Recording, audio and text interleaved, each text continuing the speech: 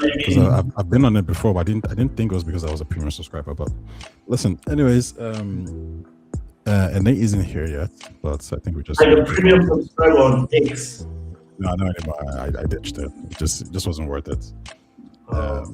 Listen, Nate isn't here. Is it Nate? No, sorry, my bad. One sec.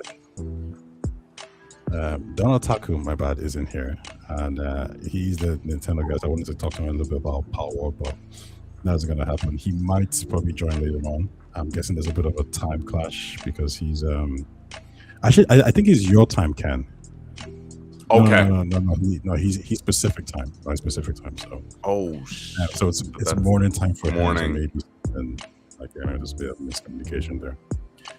But listen, everyone else, welcome to the Talking Games podcast. I'm your host, Taye, and as usual, we have Oshos and Ken Wall.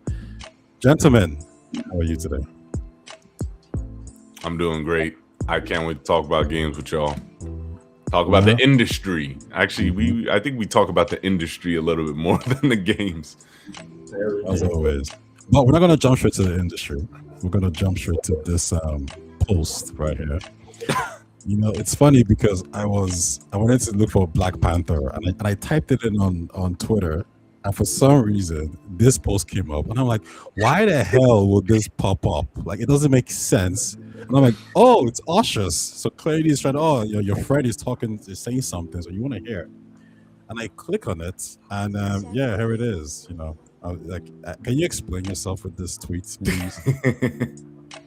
Well, this was just me trolling these anti-wokies who are always their only example as to race swap someone, and anything will always be, well, let's just make Ryan Gosling Black Panther. And like, to me, that's the laziest example if you want to use race swapping, because all of Marvel, 90% of Marvel's heroes are all white. So you're going to say go race swap the one black superhero who comes from an indigenously black background? This is the only thing that they always have to go to when they want to sort of do the whole, like whenever they want to complain about, like, for instance, the Odyssey, whenever they want to complain about a character being rape swapped in, that's the first thing they say. So that was just a swipe at them. Because I've had these discussions as well where they say, and I'm like, bro, it's not the same thing. Like, it really isn't the same thing. I can't explain to you anymore. And I've tried to explain it, but they just don't get it. They don't care. Yeah. But the truth is, the reason why I was looking for Black Panther was because I wanted to get you guys' thoughts on David Johnson being named as the next Black Panther, basically T'Challa's son. I already know your thoughts a little bit about it, so I'll get to you later. Kenwell, what are your thoughts on David Johnson being the next Black Panther?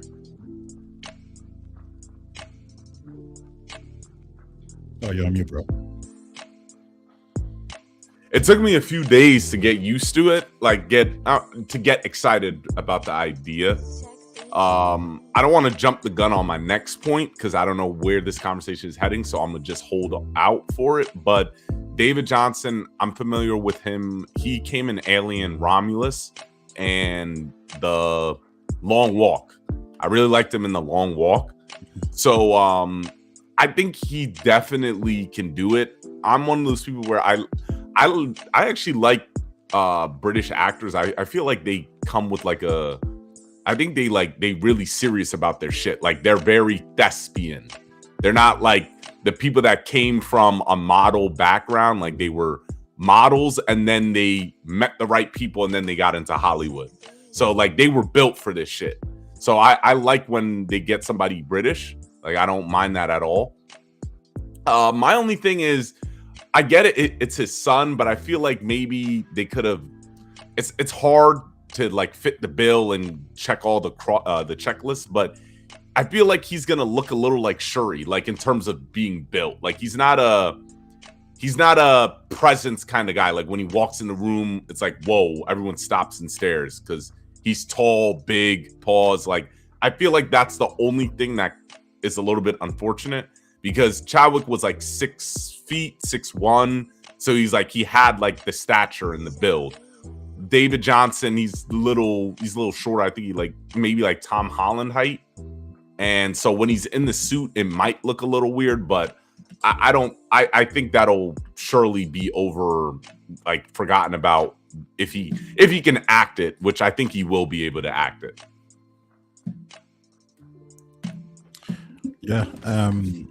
So everything you said, I'm pretty much in the same boats. I was always in line that I think was going to be Idris instead. Damson Idris. So this really caught me by surprise. And obviously, when I heard how this was cast, I kind of knew, like, okay, Ryan Coogler had a feeling, because a part of me was thinking, like, if they both did have to act it out to be Black Panther, I was thinking Idris would have taken it, or at least I think Fergie and the other guys would have went for him, right? But I think obviously Ryan Coogler just had a different view on this. I'm warming up to it because he's not a bad actor at all. He's just, I guess everybody was just focused on just one specific individual, because like you said as well, he doesn't exactly have the height, the muscle, like all these things, right? So, it's nice for him to get to the gym and, work it out. What's interesting here is that if he's supposed to be T'Challa's son and he's supposed to be because he does look kind of young, I think that could actually work. Like he does look, and people kind of did a side-by-side comparison between him and T'Challa, and Chadwick Boseman, and there are some similarities. So I'm not against it. It's just not my preference. Ushers, how about you? What are your thoughts? Man, I'm all for it. Hey. Like I was actually, but one person that doesn't surprise me is Ryan Coogler. Like Ryan Coogler to me is like such a. He's, in my opinion, like he's the next Christopher Nolan in terms of just his eye for cinema and understanding the language of cinema. And you just watch The Long Walk, dude. Like I didn't even care. Like, The Long Walk is the movie I put on in the background. But by the time the movie ended, dude, I was so gripped, my man. Like I had like, you were just like, damn, geez, like it's hard. That movie was like exhausting in a good way. It was, but you get emotionally invested in the brotherhood. And the thing is with the guy is he's got charisma, but he doesn't charisma comes in lots of forms. Like you've got like the Rock type charisma, ego and whatever. This guy's got like that humble, same like what I would afford Chadwick. He's got that humble charisma. He's got that, you want this guy to win. Like that whole movie was, this is a dude you know nothing about, but at the end of the movie, regardless of what happens, that's the guy you're rooting for. That to me is a hero. That is that is why Spider-Man works. That is why Captain America works. This guy is like, he's got that. It's the same thing that like Anthony Mackie does. Like he's that fucking brilliant. Like I'm completely behind this guy. This is I'm even getting choked up just thinking about that movie and the last freaking it's so powerful, dude. His performance carries that. Him and the relationship with the other dude, that like they make that final mile. Yeah, perfect choice. It's the sort of depth that I didn't get in Damson Idris. So I think where you're right here is that a lot of people who are making like critiques that I've seen anyway haven't really seen his body of work, right? But I think where they're coming from is they've seen Damson's body of work. They've seen him with Brad Pitt, and they've seen him in Snowfall in particular, and I've seen him in Snowfall too, where his acting range is it's very dynamic. Yeah. It's very powerful, angry, sad, emotional connection. Yeah. So I'm not like trying to say David Johnson isn't going to be good or great. I've seen The Long Walk in a short form. In a short form way, but I've seen a lot of Damson, and Damson seems to have more of a charisma. He seems to have more of that authority-like figure, where he kind of commands respect when he kind of steps into the room. Now, this is all acting, so I'm not saying David can't do it. He probably can, right? I just haven't seen him in a role where he's spicy and he's taking a leadership role. So maybe that's why. But we'll see. But listen, I didn't want to get too bogged down into this. And there's also other, African movies that we can talk about, but we're getting into like drama territory there. So let's just move on to what we're really here for, which is video games.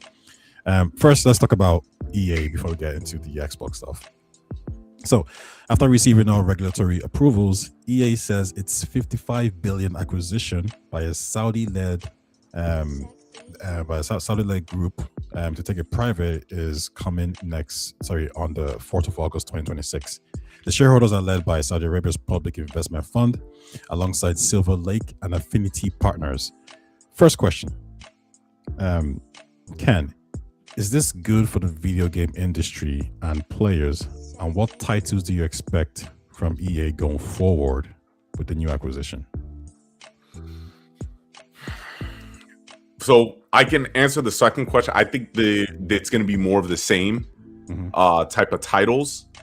The only reason why I'm going to say it's bad for the video game industry is it's going to reveal a lot of players' tolerance. So are you guys familiar with the college football 27 microtransactions? Yeah. So with this acquisition, these guys are going to want to recoup that money as fast as possible. So even though EA removed those microtransactions, they did say they're going to go back to it. Like in the statement, they said they are going to find a way to basically make this work. I'm paraphrasing. So when I say this is kind of bad for the industry, is it's going to show that there are a lot of players that actually don't mind these types of microtransactions. Because I was watching a video on the guy who breaks it down, because I like to play those football games from time to time, and I was thinking about buying 27. And in the comment section, one of the guys, one of the people who commented, he said, I only buy 1 to 2 games a year, and I usually do buy thousands of $1,000s worth of microtransactions. And so EA has this kind of data, and what's disappointing is that there's so many pockets within gaming that this is a pocket that has to be fulfilled, because clearly they're seeing enough. If EA did not see the data that people are willing to pay for this shit, they wouldn't have done it. So the fact that they're willing to do this, and now that they got bought, the microtransactions are going to get worse. And especially with Battlefield 6, whatever they're going to do with Battlefield, that franchise, it basically has proven that, hey, we can stick around. Let's keep going with Battlefield. Now, Battlefield 6 is going to stick around, but there'll definitely be a follow-up to Battlefield. And that's where they're going to try pulling. So they're going to still focus on FIFA, Madden, Battlefield. Those are going to be their marquee franchises. But I feel like with Mass Effect, they're going to let those games be, but they're not going to be a priority. Like, I was watching a Jason Schreier video, and he was saying that within EA, sometimes teams have to fight for marketing spots and marketing resources, or something as simple as the engine. If a team needs help with an engine, then obviously the FIFA team and the Madden team are going to get first dibs, compared to what I think is going on with BioWare. BioWare is just, they're going to let BioWare do its thing, but again, it's going to be they're not going to give them the needed support that they will do. So I think they'll just probably let them drown out until they get to a point where they'll inevitably have to close them down. But I don't think, when it comes to their future games, I think they're just going to hone in on these specific games that they're good at, and probably put more microtransactions in them, because people, they don't mind it. There's a lot of people who play those sports games. That's their only game this year that they'll play. So they'll charge the shit out of them. Okay. Also, Sam, what about you? What's your take on the situation? Do you think, do you predict any changes that the new Saudi coalition is going to do in relation to Actually, let me actually take a step back.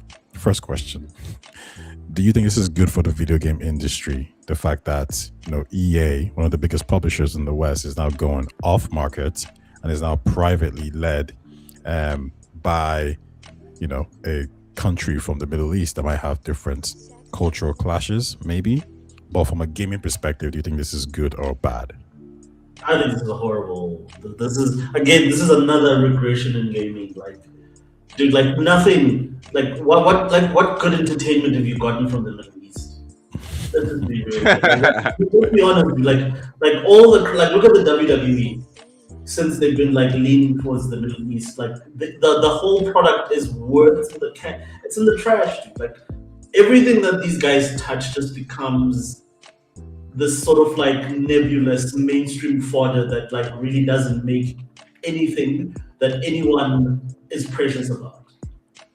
So I don't think this is like all that EA is going to be now is literally just it's going to be a loot box producer. I don't think this is good for. If you care about Mass Effect, you care about any of these sort of experiences. I would caution you against being excited for the future. This is the worst possible path that EA could have taken, because at least when they were public, there's still some sort of like accountability that they had to their audience. Now they've got zero accountability to their audience, just to their shareholders, which were all private. So there's no benefit for gamers here. There's absolutely no upside for gamers here. Mm-hmm. Well, let me link into the next question with that then. So BioWare, from a cultural and financial point of view, is probably the studio that's at odds the most with the new shareholders. But Mass Effect in itself is a prestigious franchise, and we've seen even conservative government bodies invest in titles that are not so conservative. So Tencent and Baldur's Gate 3, for example, right? Tencent has links to China, etc., etc. Do you see them doing something similar in Mass Effect, understanding that yes, culturally, this game is different. It's a single-player game. However, it does carry a level of prestige and power among people in the West. It is the only game of its kind of genre. Therefore, how about we invest in this game and ask ourselves a very simple question: why can't Mass Effect do the numbers that Baldur's Gate 3 has done? Or do you think they're like, nah, screw this, screw everything about this. Let's just do FIFA. Let's just do, Madden. But even at that, you could even, like take that logic and apply it to Mass Effect and say, maybe they want to turn it into a live service like game. Like how do you see BioWare's future going with the new leadership?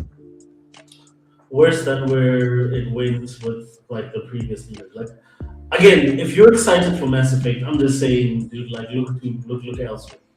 Like whatever you expect or you want from Mass Effect, this is the worst sort of outcome for you to get a good Mass Effect game, if you even ever get a Mass Effect game. And again, like you talk about, like you mentioned China. China's very different in their philosophy when it comes to making products. The Middle East, day and night, they don't have the same philosophies. A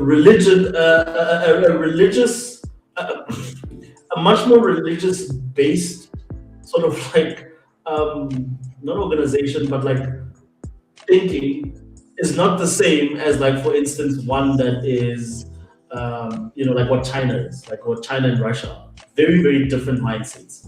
China is willing to exploit things like sexuality and whatever to make things cool. As long as things make a profit, there's certain things that they're willing to compromise.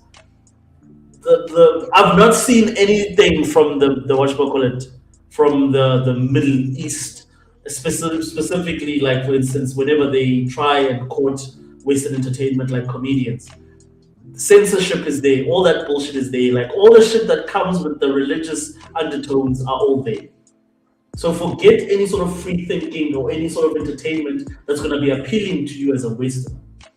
Unless, of course, it's football. It's just like the bottom of the barrel stuff that everybody's into, like Ronaldo football. That's why they bought EAs for Ronaldo. It's as simple as that. For Madden, it's as simple, because they know that. Same with WWE, because they know that they don't have to do anything for people just to flock to that stuff. It'll just make money.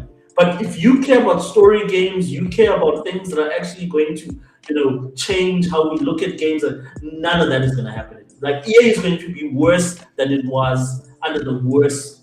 And I don't even think Andrew Wilson is that guy.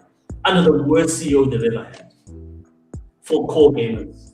EA is now like they literally, you can write them off as like one of these what do you call them, live service game companies that just produce loot box stuff. Yeah. Okay. No, I get your point. I think it's an interesting one. I don't really know where it's going to land. I do know they want to, start making back money, but I'm trying to see as well if they think this is a long-term play. I think the issue that a lot of these guys are going to find is that the time to buy all these publishers and developers was way back then. We're talking 2014, 15, 16. Because if you check EA's listing, they grew. This period of live service games brought Rockstar, EA, Ubisoft so much money. So much. In fact, not just those guys, the publishers. Steam got a huge kick. Xbox got a huge kick. PlayStation got a huge kick.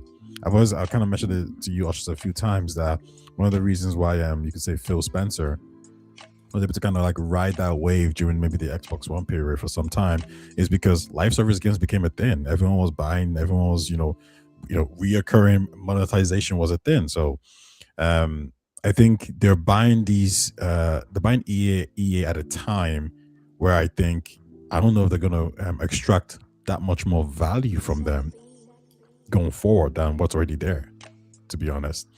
But yeah, I agree with all you guys' takes. But Ken, actually, let us know. Do you see BioWare staying the same, or do you see them changing in some way, shape, or form to suit the shareholders' new vision? I don't think so. I really think Mass Effect 4 will be their last project. I think they're going to, just as well as Respawn. Respawn hasn't been doing well. They've had multiple projects canceled, and I think they're going to have one more project with the Star Wars game. That's the last of the trilogy. And so I just think EA's not going to care for their single player stuff. It's going to be, if it can return profit, cool. But the profit margins for a single player game now is smaller. So it's going to be, I think they're just going to let them, they're going to throw a small raft for them, but like it's only going to accommodate like at most 5 people. So they're just gonna let those studios off to the side. Like I don't think they really give a shit about BioWare and Respawn anymore. Yeah, I think where BioWare has a chance to probably do really well here is the movie. The movie's coming, so the TV show's coming out, right? Which is gonna link to the next question.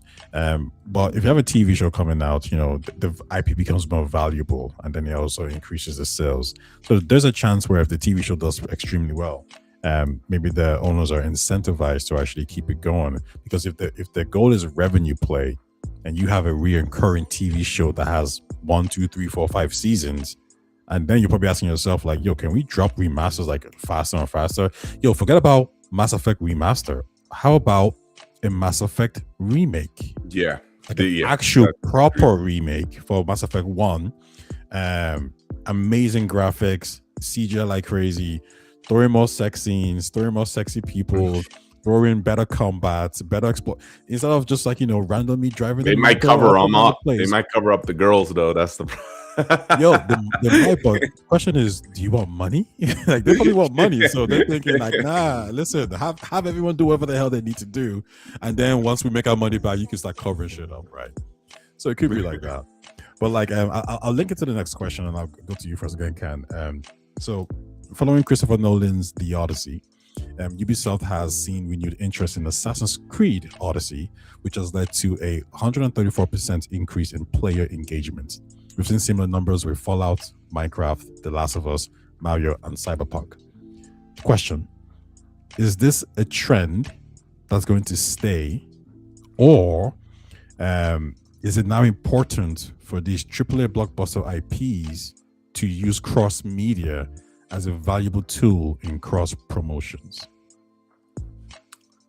I think you got to do it at this point. I think it's a very smart play, and I think the only time it's backfired is when you don't do anything, which is the Fallout series. Because we've seen The Last of Us, we've seen Cyberpunk get a boost, we've seen Witcher get a boost. What else? Well, now we're seeing this get a boost, but they haven't released a new product with it. But it's worked. Like so many people, especially The Last of Us TV show, you see so many actors talk about The Last of Us show now because they're playing the games, and we all thought I ain't gonna lie, I thought it was stupid, but it has worked out way better than I thought. Why they had to release the remake for The Last of Us. So it's you really got to do something with it, but you got to be careful because it's kind of like Children of Blood and Bone. You got to make sure you're handling it properly to the right people. So you can't just pick any studio to do the movie. You can't do any, like, you have to make sure the people that are making the movie or TV show that they're gonna do it right. So I think it's a must now with your tentpole franchises. It's a must. Mm-hmm. Like Halo never was able to benefit because that jackass Phil Spencer gave it to the worst people. Like they kept doing dumb shit with Halo. Like, I'm like, Halo, like they remember, I don't know if you guys remember this. Remember they made like a Halo miniseries that was animated. Yes. And it was like, yes, like that's what we need for Halo. And then it was just it was trash. But yeah. Ushers, what's your take as well on this idea that, hey, listen, going forward now, if you're gonna make a AAA blockbuster game, listen, you might be successful, but if you're complaining about margins, maybe it's a mandatory thing to actually start talking to a media studio ahead of time to actually start making a movie, right? As a way of cross promotion. And if that's the case, do you see this as a trend that's just going to happen for a couple of more years or so, or do you actually think this is going to be a main feature going forward in the video game industry? I would say pay attention to what Asher is saying. Mm-hmm. And Asher probably made it very clear that she made a statement, and then I had a back and forth with some asshole on X about this. And basically, she said like billions. What was her quote? That she wants to entertain over 1 billion people, right? Mm-hmm. And then they were like, you can't even get 500 million players, blah, blah, blah, blah, per month, MAUs a month. How are you going to get 1 billion players? I'm like, no, she's not talking about players. She's saying entertain 1 billion people. How you entertain 1 billion people, it means that you're tapping in you're taking your IPs and then you are making sure that you cascade them across as many different platforms. And when I mean platforms, I mean TV, I mean social media, I mean they're getting eyeballs on every single screen, on every single medium that's available. And if that's her goal, that woman to me is so impressive in terms of like how she understands the future of entertainment and not just video games. So I say listen to what she's saying, and she's saying that that's where they're going. Even her new strategy that was leaked, I think by The Verge, those 4 things that she outlines as one of the pillars, as the pillars of Xbox going forward. One of those key pillars is a multimedia. What they call it? What? What's the new wording for that? So Halo cross media effect, is it? Cross media, that's the word. Cross media strategy. So this is the future: is having your stuff being cross media. Because if people watch your show, chances are they might want to play your games. Chances are they might want to interact with it in some form or shape. And again, these are the guys. The Minecraft movie, fucking hit out the park. The Fallout series hit out the park. But the problem is, previous leadership could not develop consistent products of high quality. Why have we not had? And this is one thing that no one has been speaking about. Why have we not had a Minecraft game that was an 8 out of 10? Forever. Like all the Minecraft games that have come out, in recent years, they've all been like 7s or 6s, or it shows you that there's just so little effort being put into making Minecraft a quality game over and above what it is. Whereas back in the day, it was like rated 8 or a 9 when the series was first new. So I love what she's doing because she's focusing on the things that matter for the future. So to answer your question, yes, everyone is going to have a cross-platform strategy. No, I agree. No disagreements. We've seen the numbers. Last of Us did well. Fallout did well. Everyone went up, and the thing is, it also adds a boost to your previous games as well. It's all going to go up, right? This is something that should have been done a long time ago. I think one of the biggest failings on the Xbox side is the fact that they didn't have a game to go with, obviously, the TV show Fallout, and the fact that they had Halo. And I've kind of said this a few times, but like, how is it that CD Projekt Red treats their IP with a lot of care and respect, and we get Cyberpunk, the anime, what's the anime called again? Edge Runners, right? Capcom, they're a little bit iffy now and there, a little bit sloppy. Yeah. But the Castlevania ones, like my friends love that one. The Devil May Cry one as well. We saw the sales get boosted. Capcom even called it out. They were like, "Yeah, we did really well in sales this year, and it's not because of the main games. It's because the old games, Devil May Cry, was doing well. Why? Because the TV show was doing well, right? Sony's done it too as well. We've seen it with The Last of Us, huge sales. And I'm talking to people who know nothing about the game, and they're like, "Yeah, Last of Us. This is like known. This is knowledge." And the fact that Fallout is so behind is baffling to me. But hey, listen, as Osha, you said, things are changing, so that's good. I'm gonna jump onto. Speaking of Fallout, let's jump onto the recent rumor about Fallout. So, Inexile might be working on a Fallout game, as reported by Jez Gordon. Now, this is a rumor, but I believe it's an educated guess. So I got a few questions here. I'll go to you first with this one. Does this show? Actually, no, Ken, I'll fire away at you first. Does the rumor of Inexile jumping straight to Fallout, does this show a lack of faith in Clockwork Revolution as an IP going forward? No, I don't think so. I think this is this is them learning, and just what I love about this move. God damn, I love this move. When you sent this to me, I was like, this is fantastic, because you're now taking a talented studio and pairing them up with a commercial product. So now you have the synergy. You have a studio that can actually execute, and now you have an IP that can do the heavy lifting. That's why certain studios should get into licensed games, because the license can carry them, can just bring all the attention that they need while they work on the game, because they actually have the chops to do it. So I don't think it's that they don't have faith in Clockwork Revolution. I just think like it's them properly reading the room.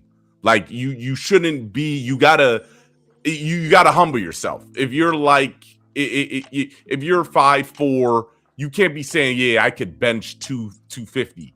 Like, come on, read the room. Like, no one's gonna believe that shit. So with them moving, immediately having a plan for Inexile, because that shows me that the leadership, the executives are saying, oh, okay, their games may not have been selling, but these guys have been, first of all, producing, coming out with games at a steady cadence, and they're delivering high quality games that people are liking. So we got to keep them, and we got to just move them and match them up with something that makes sense.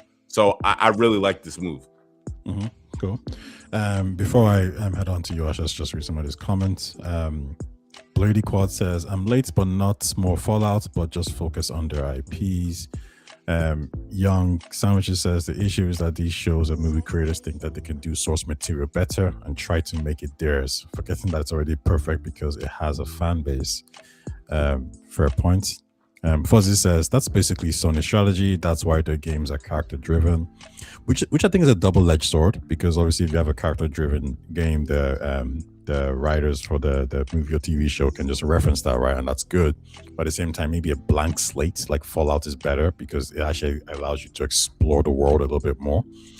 Um, Let's see what else we got. Storyline in a damn comic. Richie says, I believe when we like something, we would try to get more of it and fast, no matter if it's a movie, video game, or book." Um, I completely agree. I think cross promotion across the board, not just TV shows or movies. I think listen to comics, to anime, do manga. Like try to get into all these mediums and create like a halo effect of people talking about your product online. Go into mobile as well. Find one of these developers who want to make mobile games and just license your IP to them. Make sure they're good though, right? And I think out of everybody I've seen so far, Sony has probably been the best at doing this. Not because Nintendo hasn't done a decent job. I believe they have. But if you look at that game, what's it called again? The Horizon mobile game. Jesus Christ, that game looks amazing. Like it just like as a mobile game, I'm just blown away. Don't they have a Ratchet one coming out? Well, there's the one made by Guerrilla Games, which is like looks garbage. It looks the one made by Guerrilla Games looks like a mobile game. The one made by the other guys looks like a PlayStation game. Like it's crazy. But Luscious, let's pass this question to you real quick. Does In Exile potentially moving on to Fallout straight away without even us know what Clockwork's sales are gonna be, Game Pass players are gonna be? If this rumor is true, do you think this shows a lack of faith that Xbox has in Clockwork Revolution? No, like and again, I'll go back to Phil Spencer and the fact that like Phil Spencer, no one fumbled and it's not that complex to be honest with you. I just feel that like if you look at like In Exile, what was their last game before this? And I'm not talking about Wasteland 3. Wasteland 3. What is Wasteland 3? Wasteland 3 is what is the Wasteland? If you're a Fallout / Wasteland fan, you understand how those two are connected. You understand the fact that like the reason Fallout exists is because of the fact that they couldn't get a license to redo Wasteland, which they did in the 80s. So Wasteland 3 is the perfect top-down strategy, like old school type of strategy game. So you have guys that have the perfect engine to create the two most inaccessible Fallout games, which is Fallout 1 and 2. So now, In Exile, who originated this sort of like post-apocalyptic genre, you telling me you're giving them the license to work on Fallout? Then like the excitement I have for the fact that I pray and I hope that they're remaking Fallout 1 and 2 on using like for instance an engine similar to the Wasteland 3 engine. Because I think so many other people who never played Fallout 1 and 2 will finally experience those games because it's so hard to go back to those games and play them as they were, because they were built for a different generation altogether. To me, that is I'm more excited for that than finding out that Obsidian is making a Fallout game. An In Exile Fallout game to me is the perfect sort of like vehicle to recreate 1 and 2. And I want them to take their time with it. I want them to make Fallout 1 remake from scratch and it's its own game. Don't do a 1 and 2 together. Do a Fallout 1 and then do a Fallout 2 remake as its own standalone game. Dude, like you are just gonna make money out of nowhere, and so many people are gonna rediscover Fallout 1 and 2 and those stories. Those are the best stories in the Fallout franchise, but 90% of Fallout fans have never experienced them. And In Exile can do that. They're the studio with the talent, the engine, the understanding of the RPG or like the top-down RPG genre, especially in that setting, than anyone else. So I'm so souped up for that. I really hope that's what they do. Okay. I'll get to some of these comments. Rachel says, no, I think this is a lack of faith towards Obsidian. They see In Exile as a superior studio than Obsidian. That's an interesting take. Ushers, go ahead. What are your thoughts on what Richie says? Can you just sort of like That he contextualize sees, that? he believes that Xbox sees Inexa as a superior studio than Obsidian. No, I don't think so. Like I think Asha understands the capabilities of those studios, and she's going to use them to their own strength. I don't think she's looking at Obsidian and thinking like Obsidian can make great RPGs. Outer Worlds was a great RPG, but the IP and like how the execution was lacking. Off. Yeah.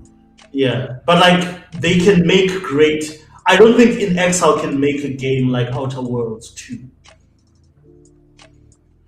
And I'm not saying like I'm just talking about in terms of overall, in terms of the technical expertise, the engine, etc.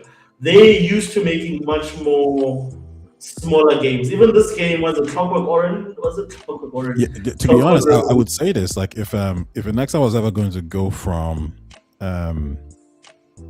Wasteland 3 to the next Fallout 3D kind of game, I think they would struggle somewhat. But I think the fact that they have Clockwork now under their hood, and I think I'm looking at Clockwork, and I'm seeing things that I like about it. I would love it next to do something unique with Clockwork. Now, is it going to be a CRPG game like you were saying? So like top down, and if they do that, man, I would love it if Xbox like told them to like, hey, look at Wasteland 3 and look at Baldur's Gate 3.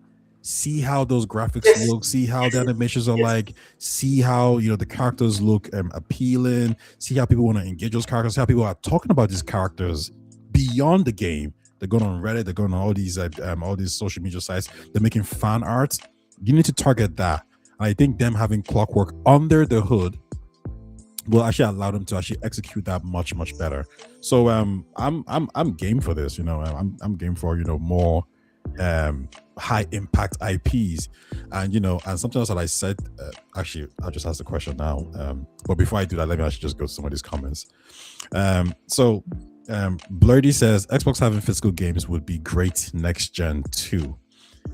I say so. I say yes. I say, but I think you could get away with having an attachment to it, and then maybe just pricing the attachment at like $300 to kind of like turn people off. What's your take on the whole attachment to physical games? Can you just run the attachment Xbox having physical games like as a unique selling point next generation. Xbox typically disappoints when it comes to being aggressive like that. I don't think they're going to have something that's really gonna sort of like go for Sony's throat like that. That would be going straight for Sony's throat. But they're gonna have some sort of a solution that makes it easier for their players to sort of like move their libraries over. And it's not at this point in time, unfortunately, it's just it's one of those things that like Sony's efforts to stay physical have been much more significant than Xbox's. So Sony's just ahead in that race, and Xbox can't really catch up. Because they sort of like bowed out of the whole physical thing way earlier with their Xbox ecosystem. So it will be difficult for them to try and one-up Sony with that. Okay. I don't think they can. Young Sound just says, look, if there's one thing that Obsidian knows how to do, it's ship a game. They've shipped ever since joining Xbox, they've shipped 4 games. Outer Worlds 2, Pentiment, Grounded 1, Grounded 2, and Avowed. And I think they also shipped Outer Worlds 1 under Xbox. So that'd be 5 games, which is impressive. All right. Next one. Richard says Asha will give Fallout to Obsidian and in Exile and will let them fight and prove who deserves to be recognized. I think it's gonna be a little bit. I think what Asha's thinking is like, I don't want one of them to lose. I think she wants them both to win. So she's like, maybe Obsidian make Fallout, something Fallout different, like Fallout New Vegas 2. And she's telling in Exile to make Fallout Washington. Now I said this to Ken on the Discord. I said, yo, can you imagine if it was like Fallout China, Fallout Japan, or some like different region? And I think, listen, if you think from a business point of view, you're saying Yo, we've been talking about China a while, like recently. Maybe we need to, start making games that's like situated within that location. And we've seen how gamers in the West have gravitated to cultural games that are different from the East. So how about we release a game that is whatever, Fallout Japan, Fallout China, whatever it is, and these guys are speaking, their native language. It adds to that, right? So that could be something that you could do. Fallout Korea. I'm sorry, Fallout Seoul. I don't know what you guys think about that. Ken, I'll hit you up first. Like, what do you think about a Fallout game that isn't based in the United States? Oh, fuck you. It's one of those IPs. I feel like, and I'm not like, oh, this is America. I feel like it's just America. Like, I feel like the setting has got to be in America. Mm-hmm. I just feel like that's how Bethesda wanted it. But like, I gotta definitely, because we are going to be talking more, I gotta just say this to you fellas. I don't like Bethesda. I don't think they're good anymore. I never liked their games. I tried getting into Fallout, Elder Scrolls. I gotta, like, this is my I guess I'll stay on an island on my own, but Bethesda, I cannot stand Bethesda. I don't like their games. I'm happy Asha is doing this to Bethesda, where it's just like, you're not having carte blanche over this franchise. We're giving it to other people. Because In Exile would be like, if they make it like Clockwork or something like that, I'm fucking with that. I'll be there day one. But to go back to your question, Ty, I feel like Fallout is American. I feel like they would just stay in the States. I think it feels. Yo, we got a MAGA over here, bro. Whoa there. That's crazy. Yeah, I'm just messing with you, right? Yeah. No, I get your point. I think even Todd Howard said something similar, but I wonder if people gravitated towards that Fallout London game. And is it a situation where it's like, maybe if you have Fallout, New Vegas 2 be made by Obsidian, do you need to differentiate the Fallout in Exile more, and is choosing a different region a better way of doing that, along with maybe some gameplay changes or whatever, right? Oshus, what's your take on the idea of a Fallout game, one of them anyway, being made in a different region? Like all that stuff, including China and being involved in the whole Fallout, put that in a remake of Fallout 1 and 2. Like, I don't care for a new one. Like, if you're gonna release, if Obsidian is making New Vegas 2, if Bethesda is making Fallout 5, they can focus on making a game in a different country. I'm saying utilize what these guys are good at with the engine that they developed with Wasteland 3 and give us a remake of Fallout 1 and 2. That's what I want. Because I can't enjoy, I've got those games, but I can't enjoy them because they were made for the 90s. And 90s games, if you think you're a gamer, go try and fucking play a game from the fucking late 90s. Dude, like you will get 5 minutes and fucking quit. You're done. That's how unforgiving the original Fallout is. And I'm saying those are two core stories to the Fallout lore that we will never experience unless someone remakes them. That's what I want in this. And they're the perfect studio to do it. All right, fair. Youngster just says he wanted to ask, what did y'all think about the Exodus gameplay reveal? I thought it was dope. And the more I watch it, the more I'm like, this is definitely like a Mass Effect like sequel for sure. It looks great. No, that's me. I'd love to hear it. Exodus, I'm excited for, man. And Rachie says, anyone see Crimson Desert's camera angle update months ago? You literally can make the game look like Diablo. You know what? What I like about this is the option of choice. Yeah, and I kind of said this about Indiana Jones. Making a first-person adventure game, I think that's cool, but you do know people like third-person mode, so how about you just include that as an option as well for people to play? And I don't mean patch it 5 months later. I mean, day one, have that option available. So yeah, shout out to part is for continue to update the game and give different angles to allow the game to feel different. Good stuff.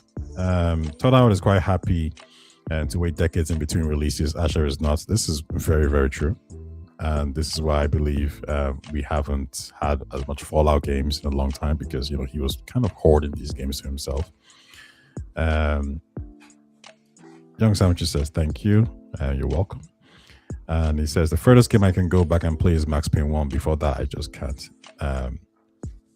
Yeah, Max Payne 1. I love those games, but I can't imagine going back to them now. I don't think I could even play 2 levels without being extremely frustrated.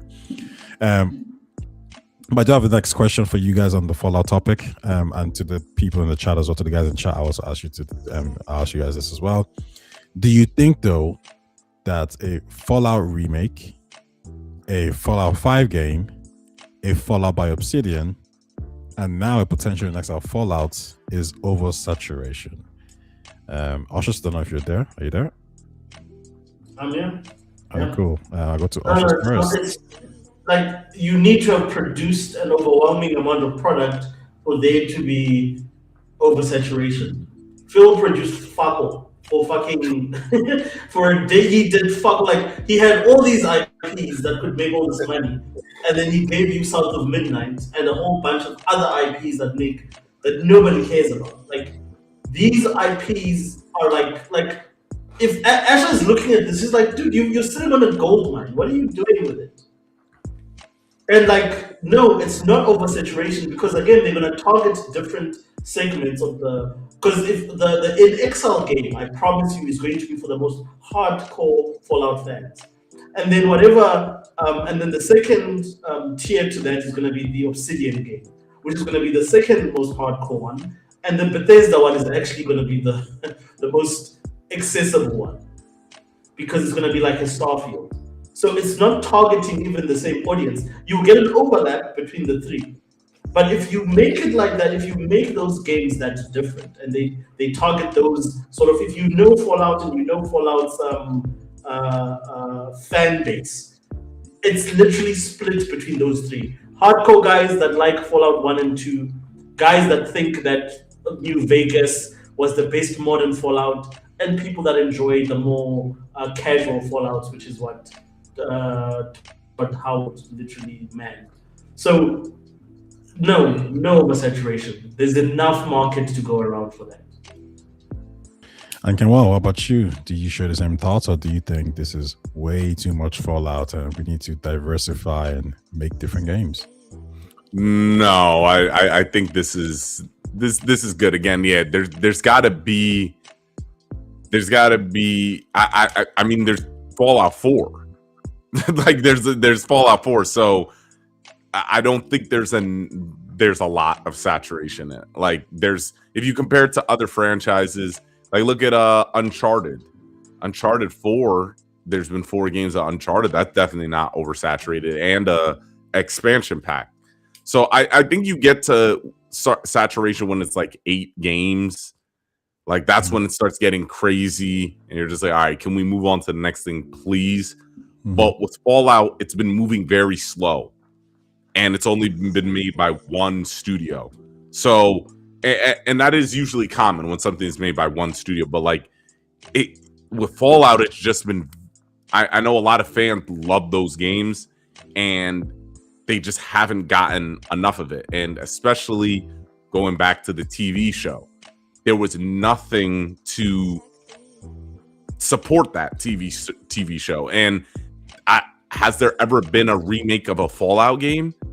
We've went through the trend of, we thought it was a trend of, remakes are going to be a trend. Well, now they're here to stay, and that's going to be a thing forever. And Bethesda never got in the business of that.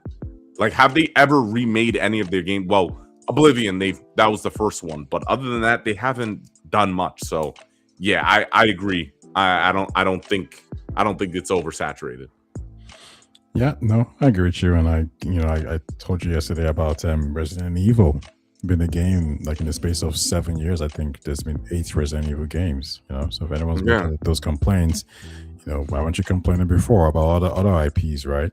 And one thing about Fallout that I would even say is like Fallout could actually have more numbered sequels because if every character is a blank slate and every region is different, this is not like playing Nathan Drake's eighth adventure. This is like just playing a brand new game all over again, with a brand new character, Yeah. etc., etc.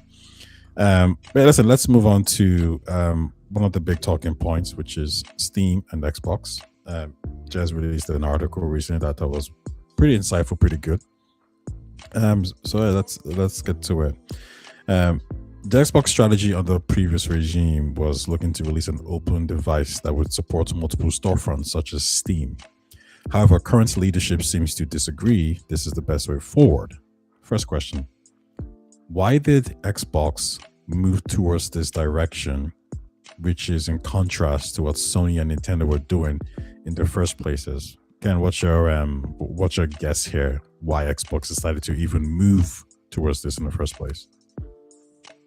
Because to me, I think Xbox is Asha thinks they have a chance to change consumer sentiment. I think no. Sorry, I meant the first one was why do you think Phil Spencer and Sarah Bond and Matt Booty, that previous regime, why do you think they decided to let's move towards a open platform? I'm sorry, I don't know if you were answering that question or not. Oh, my bad. Yeah, no, you corrected me. I think they did that because they were. I think they were waving the white flag, but they were pivoting into becoming a publisher because they were releasing their games everywhere. There wasn't a clean slate.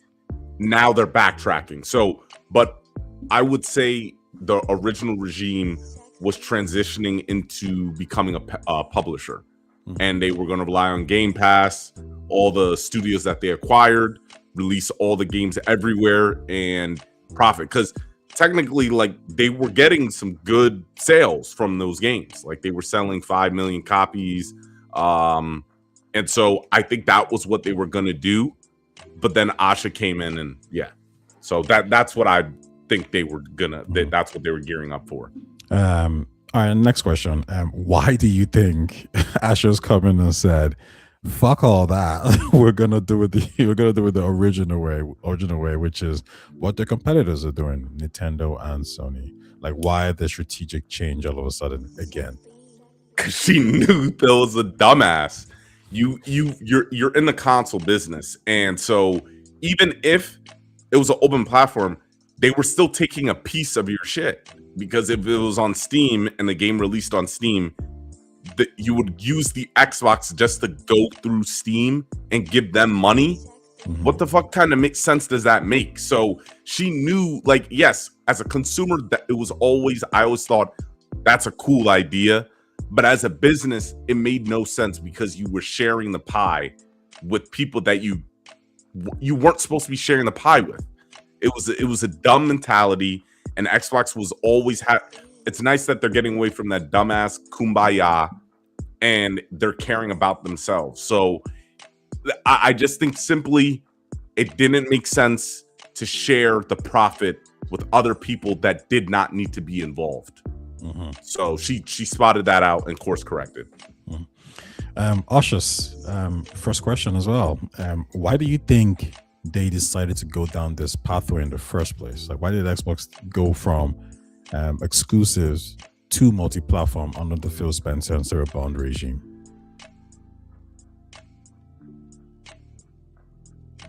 Oh, you're on mute. Oh, you're muted. You're muted. My bad. So, like, again, like, in my opinion, if I look at like what happened leading up to that, it was a desperation move. Phil had bet the entire business on Game Pass or on subscription services. And initially, it seemed like a great idea if you looked at what the original inception of the idea was. But that idea only existed if Game Pass was going to scale at the level that Phil thought it was going to, which it didn't. That is, in my opinion, why they took that route. And the problem is that, like, when you fall so far below what was expected, dude, like, then you like all it proves is that the conventional way to do things was the right way to do things because it works. Because Sony did it and it worked. Nintendo did it and it worked. What you tried to do just ended up stretching them, and to quote Asha, it stretched the company too thin. They were trying to invest in too many different avenues at one time, and the problem is they were making very little gains in each of those avenues. So it became very, very complex very quickly.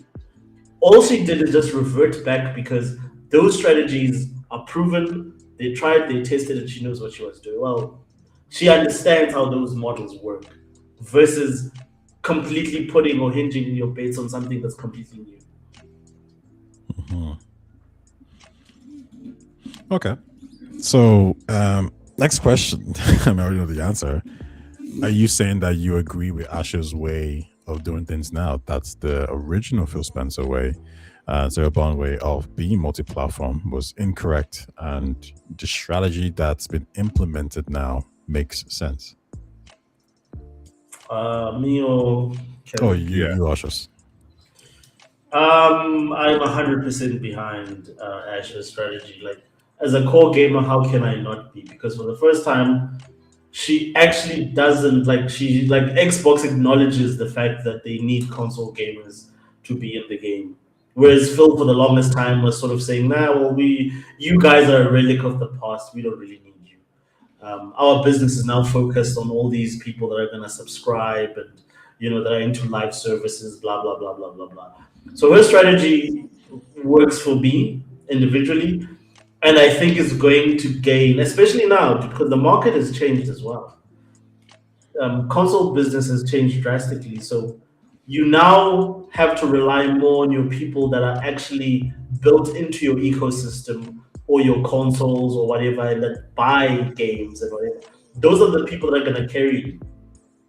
Like, especially as things become more expensive, those are the people that are willing to invest in your hardware, invest in buying your games, etc. So her strategy trumps, pun not intended, Phil's strategy any day. Phil's strategy was a whole bunch of wishy-washy, nice to have things, but it wasn't a strategy in my opinion. It's what Phil would have liked to see in gaming. Everyone getting along. Phil was getting fucking pancaked by Sony and still handing games over. Like, I don't understand that. Like, your competition is making it clear that we will give you nothing. Yeah. And then you are saying, okay, thank you. Here's more of our games. We will take things from you. Okay, here's more of our games. Like, I don't understand that. Like, it makes no sense. In a capitalist corporate society, where does that work?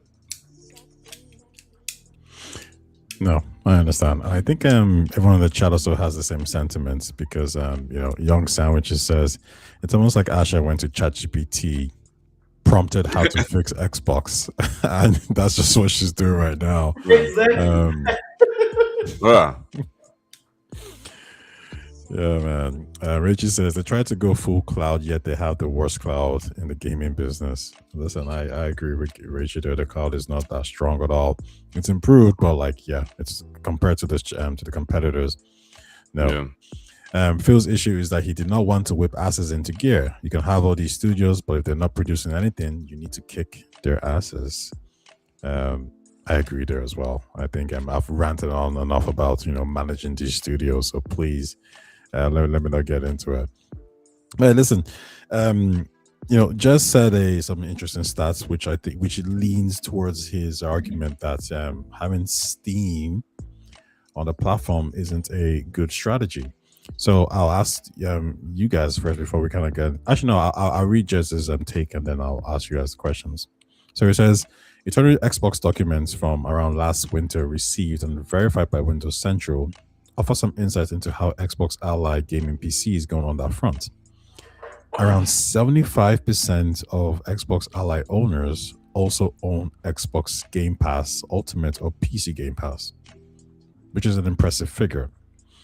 But the purchasing behavior of non-subscription holders offers a bleak picture for the Xbox PC Store attachment rate. Of non-subscribing users, if an Xbox Ally user was also an Xbox console owner, around a quarter of those users also made purchases on the Xbox ecosystem. However, if the Xbox Ally owner was not an Xbox console owner, that figure dropped to 2%. So if you're somebody with no connection to Xbox and you've purchased the Xbox Ally, there's a 2% chance you buy a game from the Xbox storefront. What Jez is trying to say here, I believe, is that if Microsoft Xbox was to release a device that is an open platform, if you're taking the metrics of what the Xbox Ally is doing, only 2% of those users who are non, Xbox adjacent in terms of Game Pass, whatever it is, will buy from your platform, which is quite dire. Those are disastrous numbers. So my question to you, Kenwall, will be: the idea of Steam on open platform is an attractive, unique selling point to any device. However, the fear is that it destroys the sales within your own platform, which is how you make your money. The idea of actually going back on this, how does that fit within the Xbox strategy? Do you think it's a good thing? Do you think they need Steam to actually sell Xbox Helix, or do you think it'll be fine and they should close off the platform and they should close off the ecosystem and just have it as a traditional console? What are your thoughts? I think it's a risk worth taking, because you can't, like I was saying, you can't share the profit with these guys if they're not giving you anything. Steam is not giving Xbox anything. So why are you giving them something that helps them, which is money? You're giving them your customers. You're sharing the shit, and they're not sharing at all. So I think it's a risk worth taking. And that stat, I didn't even know that stat. Holy shit, that's terrible. But that goes back into they don't have anything that anybody wants. So you gotta. It was time for them to start over, and this is the right time, because they're not really starting over. They're just focusing on what they have and their strengths, and then they're just gonna double down on it. So, and sometimes it's just easy to just copy what everybody else is doing. Nintendo and Sony, especially Sony, they said, we're not doing this anymore. We're not giving away our games. Xbox, you should follow suit. It doesn't matter. It's the right business choice, right business decision. And so you got to do what you got to do. I don't agree with sharing profit with people that aren't sharing. Ushers, you heard Kenwall's take. What's yours? What do you think of Steam being on the Xbox Helix? A disaster or a good strategy? Again, one thing that they've not answered, is the question of how are they going to make that 30% revenue that they're making on console now? If, for instance, they open up their if the Helix is indeed a hybrid and they're opening up their ecosystem, basically, how are they making the money that they were making off licensing things exclusively on their consoles? To me, from a revenue perspective, and this is the one point that Colin Moriarty makes that I think no one can dispute, is how do you make money with that? Are you just playing the long game and saying, well, you know what, we'll win this by the virtue of it's all going to be on Windows? Is that your play? But you're then going to forfeit the 30%. That's going to hurt your book so badly if you're saying we're doing away with the 30% that we're making of all of Xbox consoles. So for me, until they answer that question, I don't understand how Steam being on Xbox works.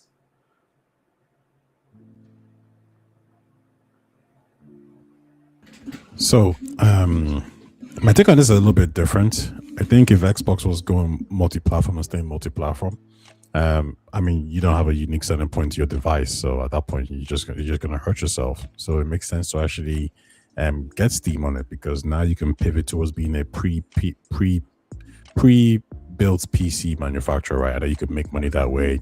And you can focus on trying to keep these users within your ecosystem by selling it, by making your PC storefront better. The other good thing here that I think you can say is the people who would buy the Xbox Helix, if you're not an Xbox game, like if you buy it as an Xbox gamer, you're probably going to stay within the platform because you're using the platform. It's the tyranny of defaults, right? Anyone who's buying it as a, Steam box, they were never Xbox users in the first place. They were never going to buy this device. So therefore, you're not actually really losing anything. If you were to sell it at a loss, then that hurts because you're not going to make the money back via sales or microtransactions or Game Pass. But if you're selling it at cost or even a profit, and someone was buying the device as a Steam box, then it's not that important. Like it is, like at that point, it's just about branding at this point, right? However, if you're going back to being exclusive, then I would say you probably need to close shop a little bit because now you can actually start to grow the platform more. So I don't disagree with you guys like at all. I just think I understood the strategy before from a multi-platform point of view, but now that it's exclusives, yeah, fight for it. Now that you've gotten rid of Compulsion, Ninja Theory, Double Fine, and now that you're telling Obsidian to make this game, to make the Fallout game, now that you're telling In Exile, like, yo, the next game you're gonna make is Fallout, it tells me that you're focusing on impact titles that are gonna bring in sales, Game Pass players, etc., etc., etc. And if that's the case, then your platform becomes far more sustainable. And I think that's a great thing. So I'm in favor of not allowing Steam on it. I think Jez had some ideas that maybe if you sign up to Game Pass Ultimate or something, they might give you access to it. Maybe they might try to do some kind of sharing system where whenever you purchase a title, they take some level of a cut. Steam might not want to agree to that. So I don't see why they would. But I think most people are thinking now that what, there's not going to be a Steam on this platform. Let me get some of these chats. That's not me playing now. Wouldn't that make Google? Richie, Play Now, would that make Google Play Store angry? Do they have a subscription service called Play Now? If they do, yeah. But like if it's just but I guess I think that was a rumor, so who knows? They might change it up. Richie says Helix isn't a PC. Xbox makes so much money by selling first-party accessories locked down to the ecosystem. Richie also says, I'm an Xbox user and I would be the first to ditch the Xbox store and go full steam. Richie, don't say that. Okay, so I got some more questions for you guys, but this will be more of like a quick hit, right? Yo, what's on the screen? Them doing the sound. That's how they make the sound. Oh, we're still on games. Okay, cool. I was thinking like the YouTube. All right, cool. So that's the true or false. And to the guys in the chat as well, just throw out true or false as well if you agree or disagree. Ushers, first question that's true or false.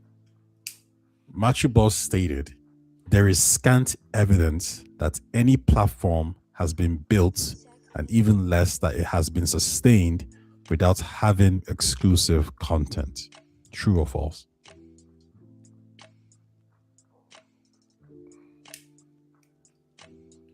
True. Sorry, I was muted. Okay. Ken Wall, true or false? Oh, the same question. Okay. Yeah, true. Question, yeah. True. Rachie, Fuzzy, young, I was gonna call him Young Stud, Young Sandwich. True or false? And there is scant evidence. Okay, young Sandwich says true. So everyone's on the same page there, right? Next question: true or false? Ushers, Xbox no longer needs to outsell PlayStation to win the generation. False. Wait, say that question again. Xbox no longer needs to outsell PlayStation to win the generation.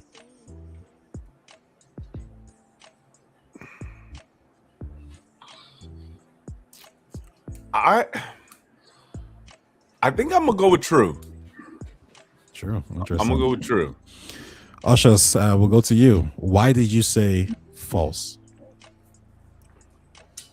I'm an old school rules guys, dude. Like, you gotta beat the man to be the man.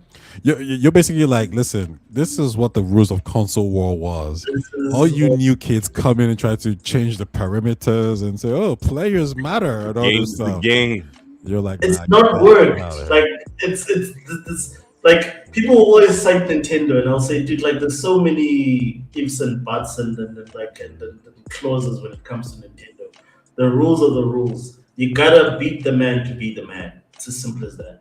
Okay. And unfortunately, Xbox has never beaten the man. Ken Wall, why did you say true? I say true because I'm gonna look at something like Sony and Nintendo. Nintendo and Sony have been their competition, but they've both been able to work without stepping on each other's toes. I mean, obviously, with any company, you want to keep getting more money, you want to keep generating more profit, but they found a way to carve out a section of gamers, and they've both been living in harmony ever since. I think Xbox, because they're after a few different things, I think they can now get to a spot where they can now generate the profit that they've been wanting to generate without necessarily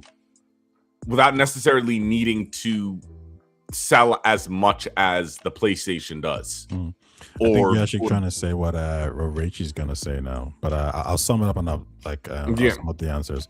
So Young Sandwiches says true, so he's with X. Ushers, you said false, right? Yeah, Usher said false. Yeah, so Young Sandwiches says true with Ken Wall, so that's 2. But Raichi says false, so it's a tie. Raichi says you need high spenders. Young Sandwiches says it's too late in the generation to win by sales, but it can grab the consumer win very easily with the way Sony is behaving. Okay, next question to everyone. Ushers, you first. Game Pass is still Xbox's biggest competitive advantage. True or false?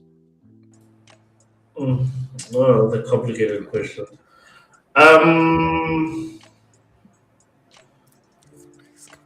So its biggest competitive advantage. Young Sandwiches says true. I'll say false.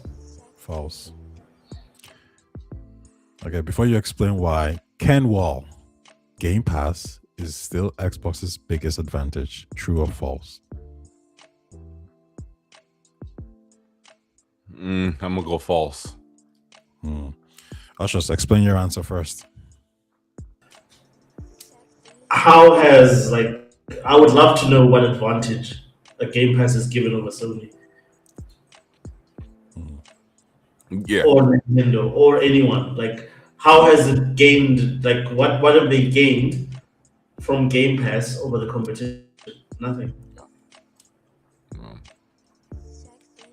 I think Game Pass, and it goes back to the original point: exclusives.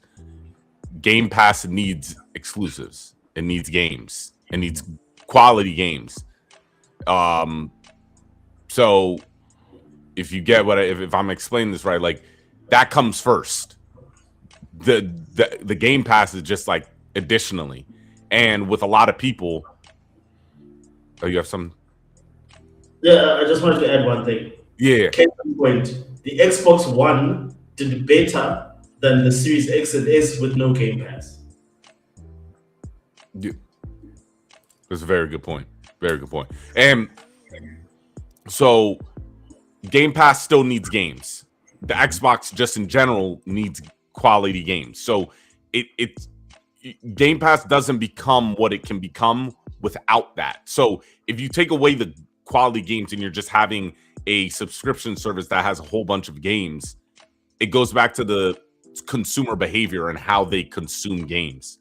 Most casuals The funny thing is most casuals are not consuming a lot of games. They're sticking to one game. So I don't know how that's a competitive advantage over Sony and Nintendo that you have this subscription service. I think, like, to me, the advantage that I get from Game Pass is the fact that I can jump from my Series X to my PC. That's really the only thing. But even then, the PC is hurting the console. Okay. Well, we got some answers here. Young San says true. And he explains that the biggest issue with Game Pass is that they have had terrible management up to this point. With proper oversight, Game Pass is literally a slam dunk. Think about it. 30 million subs at $15 a month. That is 450 million a month. There are Fortune 500 companies that would kill for income like that. Fuzzy did disagree, and he says Xbox's best advantage is all their ridiculously valuable IP that they own. Okay. It seems like most people are on the line of false there. Next one. I agree with. You agree with who, Fuzzy? Mm-hmm. Okay. Richie says, I can use the same save file from my 360 to my Series X and cloud, and in the future, maybe PC. I think that Richie's trying to say that is Xbox's best advantage. It's the fact that it's linked to all the previous generations. Next question. Xbox should stop chasing console exclusives altogether. True or false? False. False. Yeah, let's just skip that one. Everyone's gonna skip Like, we're back here. Like, if Asher ascertained after like being at Xbox for such a short time, like, oh, wait a minute, actually exclusives matter. Mm-hmm. It's to me, it's the only person that didn't get that is fucking Phil Spencer. Okay, yeah, Young Sanchez agrees as well. I think I was gonna agree on this one, right? How about this one? Yeah, if Steam does come to the Xbox Helix, the Xbox Store completely becomes irrelevant. Cautious. There's a lot of truth to that. that would be the dumbest thing that Xbox ever does. Yes, true. The dumbest. They're putting Steam on your fucking. I don't know how they would do it, but that would be dumb. All right, I'm a go false because I gotta add a little nuance for the simple fact that I'm sure Xbox has to add some work to getting to Steam. You can't be that stupid. You know what I mean? Like, you gotta make your store more easily accessible than Steam. So I'm gonna say false. Okay. Most people are agreeing that Richard says let Nintendo be the Series S and someone does it money hats. Fuzzy says whatever they got to do to keep funding games, but I think for the direct answer, Young San says you can't beat Gabe's, and I think most people of you will agree with that one. Next question: if Gears of War eBay disappoints on a Game Pass and sales metric, Xbox has a first-party problem and could pivot back to being multi-platform. True or false? Basically, long story short, Gears of War needs to succeed for the exclusive plan to work. False. Explain. Like, them committing to exclusive is not based on one game. It's based on them looking at the entire industry and looking at what works and what doesn't work. So this is not a decision, like, and they've said this several times over and over again. This is not a decision hinged on one or two titles. It's a strategic decision hinged on the long-term health of the business. So this is something they're committing to. They've committed to exclusives on so many different fronts and etc. etc. So false. I don't think that's what Azure is not like Phil Spencer that's gonna just hinge everything on one thing. I think they have a much more cohesive strategy there. So no, they're not relying on PS becoming overwhelmingly successful. Okay, well, Yeah, I agree. I think false. I think people. I would definitely say Gears is kind of like a. I don't want to disrespect it too much, but it's kind of like a cult classic. Like it was never a high, like one of the highest selling video game franchises. Obviously, on Xbox, it was. It's the highest. It's one of the highest, but the numbers weren't like out of this world. So I don't think you can really. You're putting too much expectations on Gears, and I think I will say from based off of their actions, this new regime at Xbox isn't doing that kind of stuff. They're looking at what they're reading the room better on these games that they have. Good take.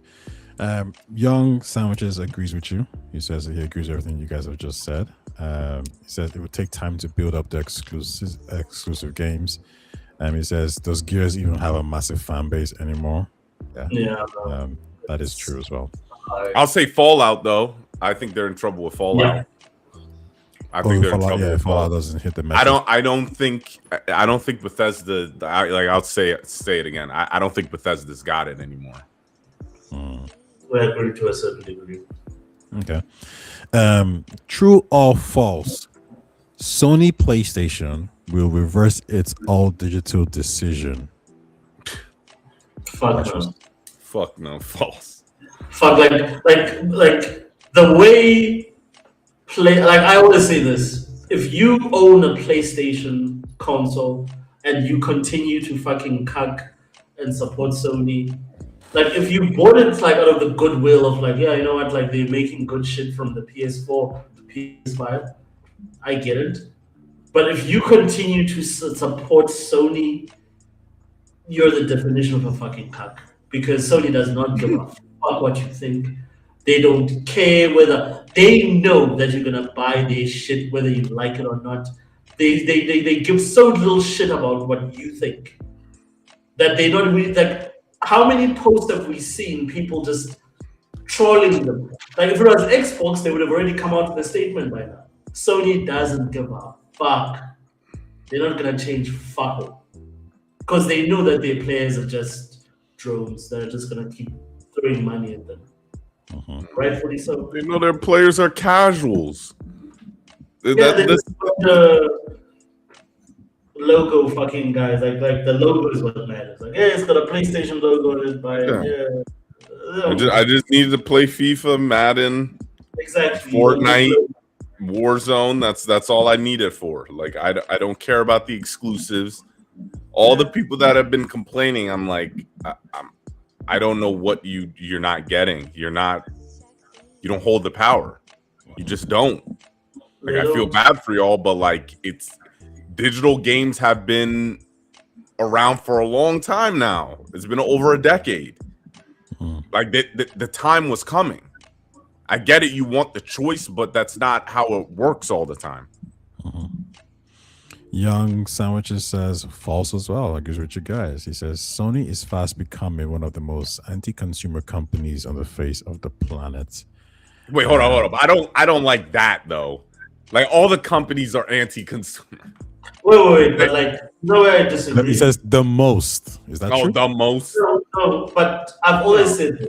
And I said this a while back when this whole thing started with people wanting Xbox to be fucking a hippie company that gives their games to everyone. I said, do you understand the kind of company Sony is when they're in a victory position? They will teabag everyone. Like I was there for the PS3 and the 360. The reason I'm an Xbox fan now is because Sony said, you know what, go get a second job so you can fucking afford a PS3. like how what sort of a dumb, how do you not remember that shit? Yeah. Sony, the moment they're in a victory position and they know that they've got you by the fucking balls, dude, they will exploit you for every cent and give you nothing. But and like, this is what Nintendo, how do you feel about Nintendo? Sorry? How you feel about Nintendo? Which one's more scummy? the only problem with Nintendo is that like I've not been in a position where I needed to buy Nintendo anything for fucking decades. So like I understand that Nintendo sells expensive pieces of plastic. So I've not owned a Nintendo anything. Like the last thing I owned I think was a DS. And I pirated all the games on the DS. You know what's interesting about what Richie says? He says that people forget how ruthless they were with Sega in the 90s, and he's referring to Sony. And I think of that quote that Matt Booty said, where he's like, we're going to outspend these motherfuckers, right? And I think that's actually what Sony did to Sega. They were just like, oh, you spending 20 million on marketing? Chump change, bro. Chump change, basically. All right, so we got some more questions. Young Stan also agrees as well. Here's one about Game Pass. Game Pass has trained players to wait for games on Game Pass. True or false? This is a complicated question, dude. Like, I can only relate to my experience, and I'll say this: that if I love, and again, I think you said this as well, Tyler. I buy games that I care about. I bought Elden Ring. I didn't give a fuck whether it's coming to Game Pass or not. If I care about a game, I'll go out of my way and buy it, even if it is on Game Pass. I will still go and buy that game. Or if I don't buy that game, like for instance Starfield, I'll buy that shit that gives you early access. As long as I put money towards, I like to support people that make shit that I like. Yeah. So for me, that is how I approach that. Like, I don't have that relationship with games that like, as long as I can play it, that's all that matters. I want to support people, and I want to feel that I contributed to people that made an experience that I enjoy. Mm-hmm. Okay, Ken. Well, actually, before that, Rachel says false. If a game doesn't come day one, I'm not waiting for it to come to Game Pass because it's not guaranteed it will ever come to Game Pass. Yeah. So Richie says Final Fantasy VII Integrate isn't on Game Pass. And Young San says, funny story, Elden Ring is the only game I have ever pirated that I didn't go buy. Damn. Oh, a new game, shit. All right, Ken, well, man, go ahead and answer. What's your take? True or false? I'm gonna have to go with. I'm going to say true only regarding to me. Mm-hmm. Only regarding to me. So as soon as I got Xbox Ultimate, I always just had that subscription just running because it was only $15. And so when Halo Infinite came out, and I'm a big Halo fan, I didn't think twice about buying it.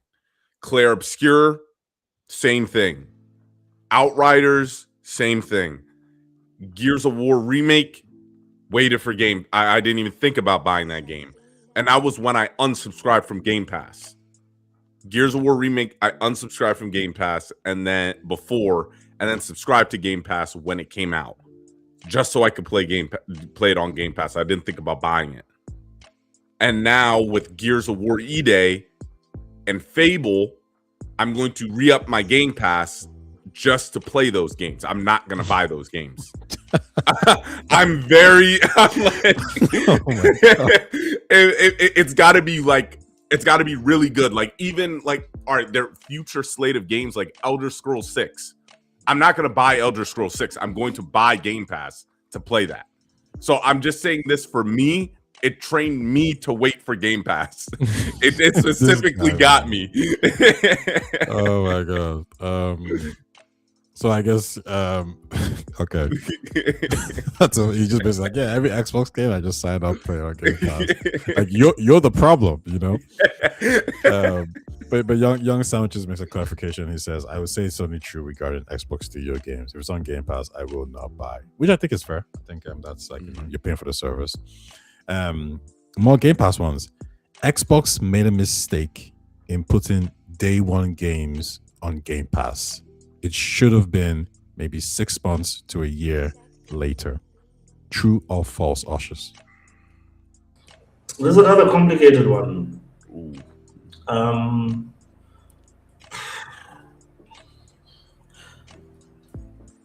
Jeez.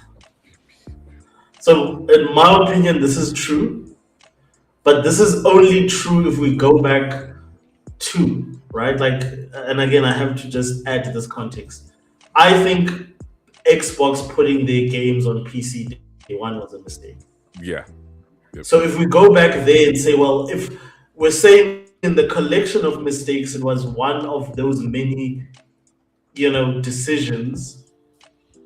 Yes. However, where it becomes false is that, like, once you've put your games on PC day one, then putting your games on Game Pass day and date, I think, yeah, it's part of the course. Like, I don't see it as severely.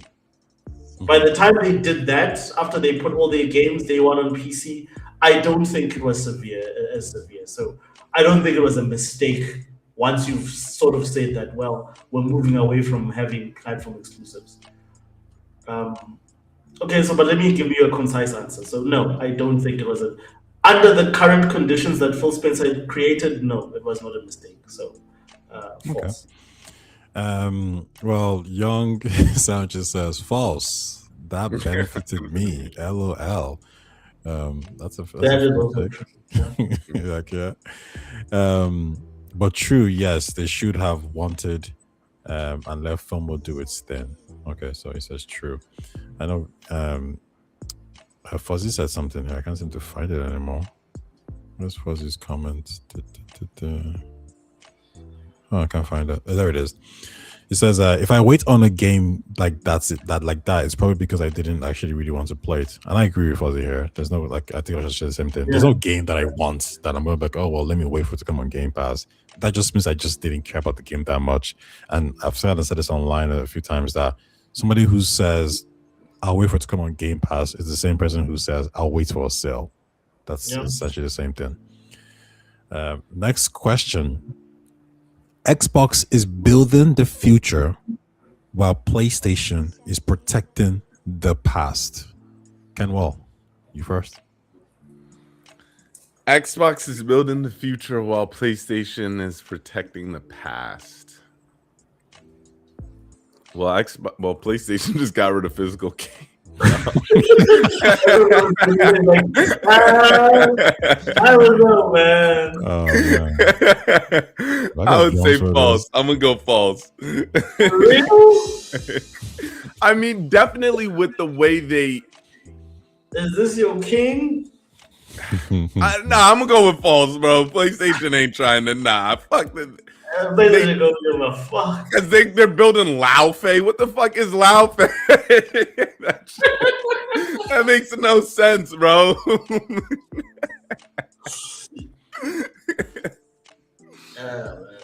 I'm going false. All right, Ushers, what's your take? Man, like 100%, I agree with Ken. Everything that Ken will say is spot on, dude. What the fuck is something? Like, I don't understand. Like there's one thing. Like, Xbox has been fucking up, so we're used to it. Yeah. But, like, what Sony is doing right now, man, is like they literally just, like, I've never seen anyone throw fucking at their fan base more than Sony has in the last. Like, in this entire generation, they've done nothing for their fans. Nothing. Like, everything that has made them successful in the past, they've abandoned. Mm-hmm. Every single thing. First party, AAA exclusives, fuck you. We're giving you 12 live service games. Here's, and what is that other shit that they released? That bombed? Marathon. What is it? No, Marathon. Before Marathon. What was before Marathon? The other Concord. one. Concord. Here's you want. What do you want? You want more Last of Us? Here's Concord. Yeah. you want more Kratos? Here's Laufey. You go figure it out. Okay, let me get to this comments, man. Young Sandwiches says, true. At least Xbox is trying to. interconnectivity is the future. They just have not been pushing it in the right way. And Richie says, false. PlayStation built itself a quality cloud without destroying the console brand. Oh, okay. Interesting takes.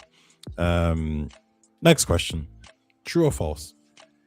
Xbox fans care more about Game Pass than exclusive games. Ken, true or false? I'm gonna go false. Yeah. False. Why? I think it's. I'm not gonna lie. I think a lot of Xbox fans just drank the Kool-Aid, and then they saw some other people drinking the Kool-Aid, and they're like, "Yeah, let me get in," but their heart wasn't in it. Their heart wasn't in it, bro. Like, you need exclusives. Yeah, that's just true or false. No, I Xbox agree. fans We care all, more. we all bought into the hype for a while. Yeah. And it was all fun and dandy until you saw fucking PlayStation 5, Halo. Then you're like, oh, what the fuck? What?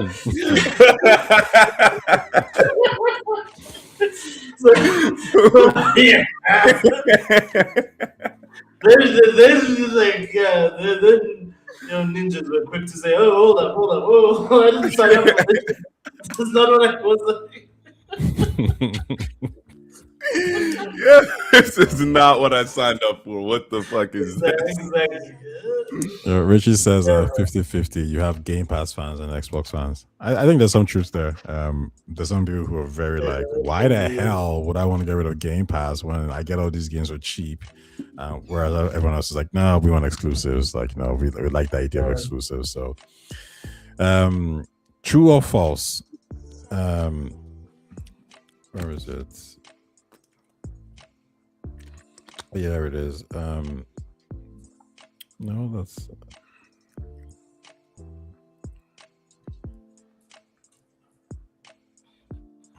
Nah, sorry, I missed that. Xbox biggest competitor isn't PlayStation anymore. It's now Steam. True or false? Keep in mind, Steam is also now in the living room with this Steam machine. False.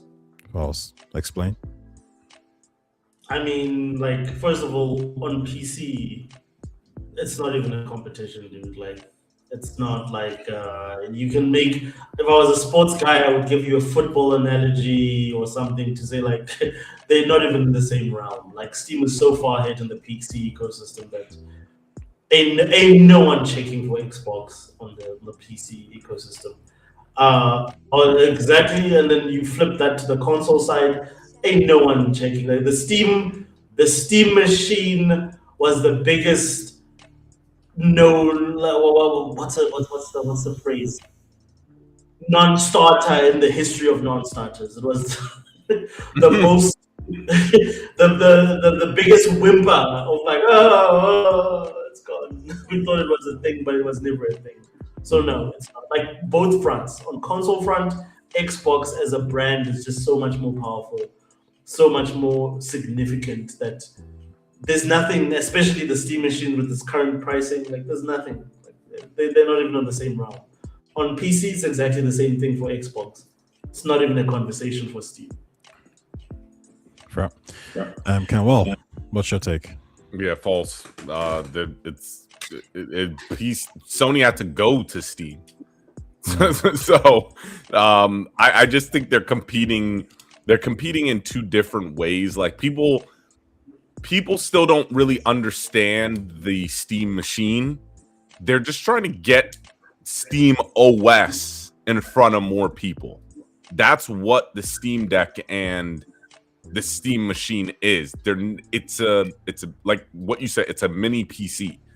So if you want to use a computer that can be carried around, that's what it is. It's not if you want to put a console in your living room, but it's Steam. So like I think people still don't understand it because yes, like it looks and acts as a console, but it's not a console. Steam is trying to utilize their Steam OS and put it more globally. It reach a bigger audience. It's not trying to compete the same way Sony is trying to compete. Because it says, I still don't care about exclusives. I was calling for Halo multiplayer to go PS5 for years before Xbox went. Whoa.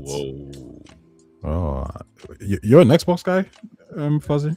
That seems very controversial. So Rich's response to the true or false is false. Steam isn't actively trying to kill Xbox. Young Sandwiches says true again. You can't beat Gabe, and Xbox wants to compete in the PC market. And if Steam was on either platform, neither would stand a chance. A few more questions before I let you guys bounce off. Nintendo is more of a threat now to Xbox and PlayStation than they were during the N64 and GameCube era. True or false? Nintendo, what people don't understand about Nintendo is that Nintendo has effectively fucked up Sony so badly where it matters the most to both of those companies, which is Japan.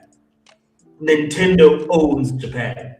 And people don't get this. People that are like Western gamers, they always say, no, Nintendo and Sony are not competing. They're different markets. No, fuck. Where it matters, which is the home country.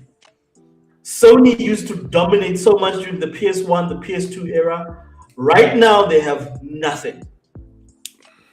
Like Nintendo has got them by the chokehold.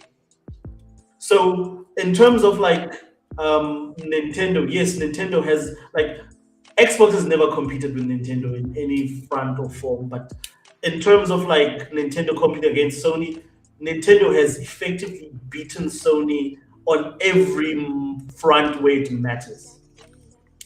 And when they compete directly with each other is Japan, which is why Sony wants to release a handheld again, because they have nothing in Japan. They're being outsold 5-1, 3-1, depending on the year you want to choose. Nintendo is super dominant right now in gaming. They're probably the most dominant.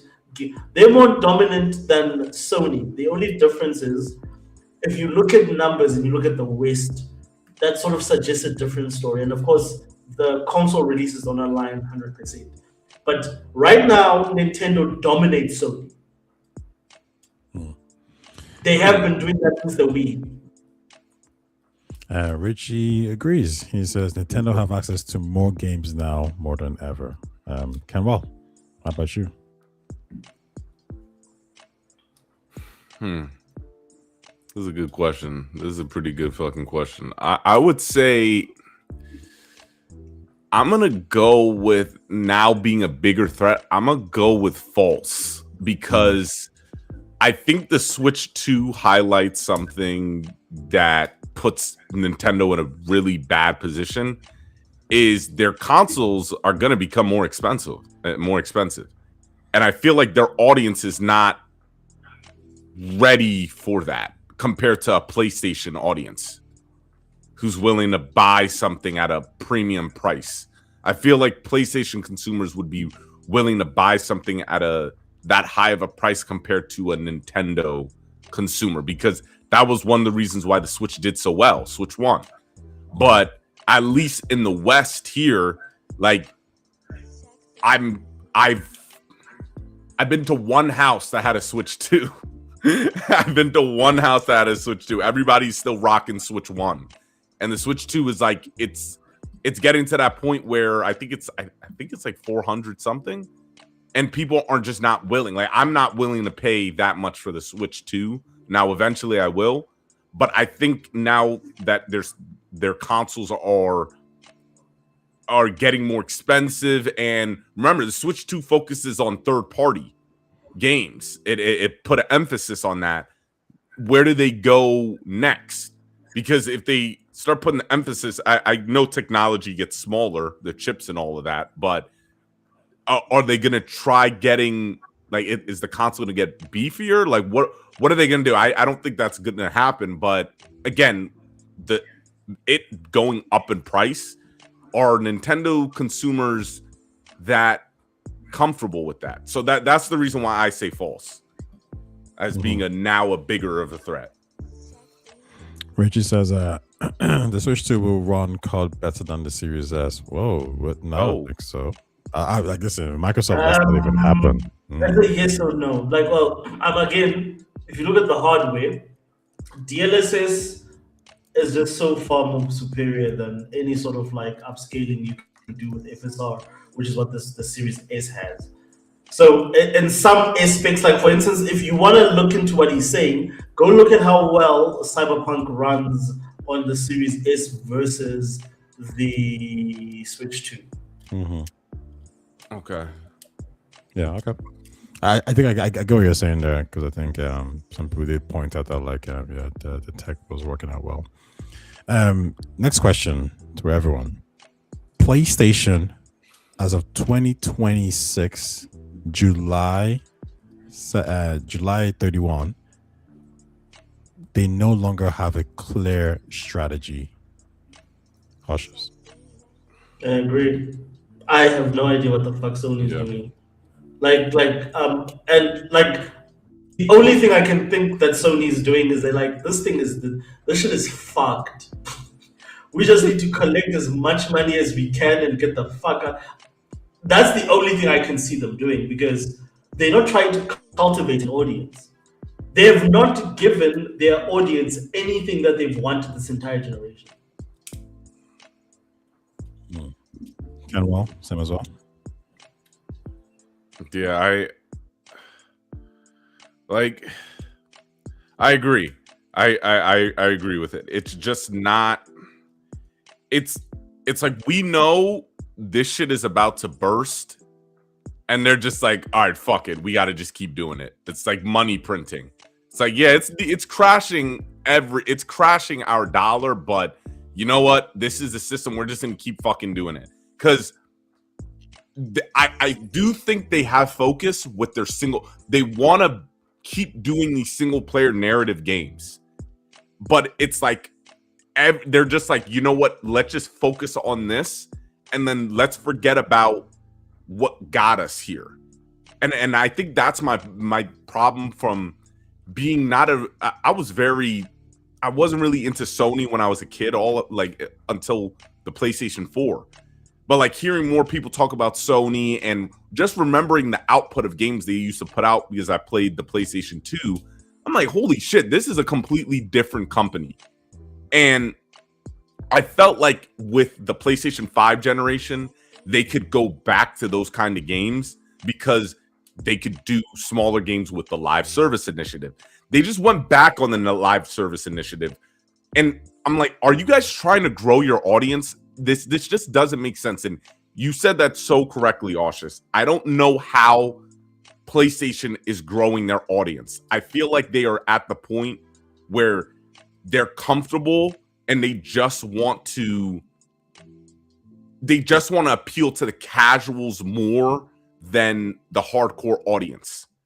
And they've just forgotten about the hardcore audience. Like, yes, I agree with them abandoning the disc. I'm like, it had to come at some point. But yo, they just dropped that shit. like there is no ushering in. They're just like, fuck it, deal with it.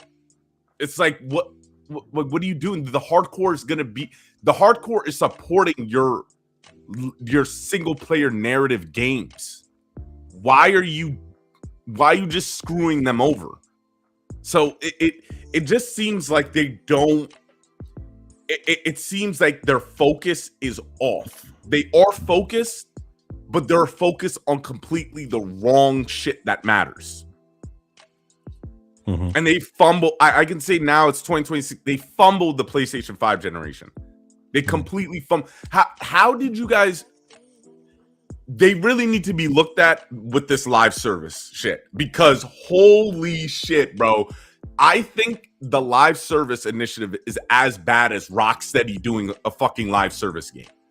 Like, it was that bad. Like, you saw all the mistakes. Like, that was what I thought they had an advantage of with the live service games. You saw how many live service games crash and burn. And you did the same shit they did.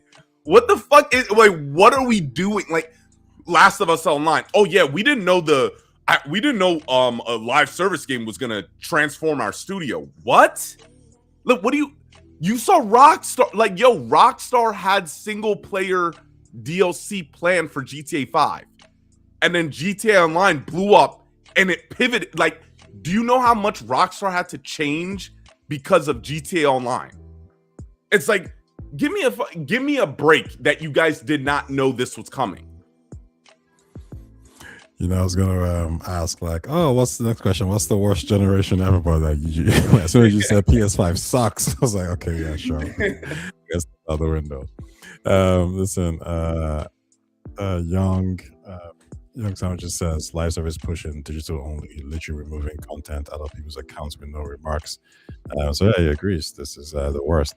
Here's one. True or false?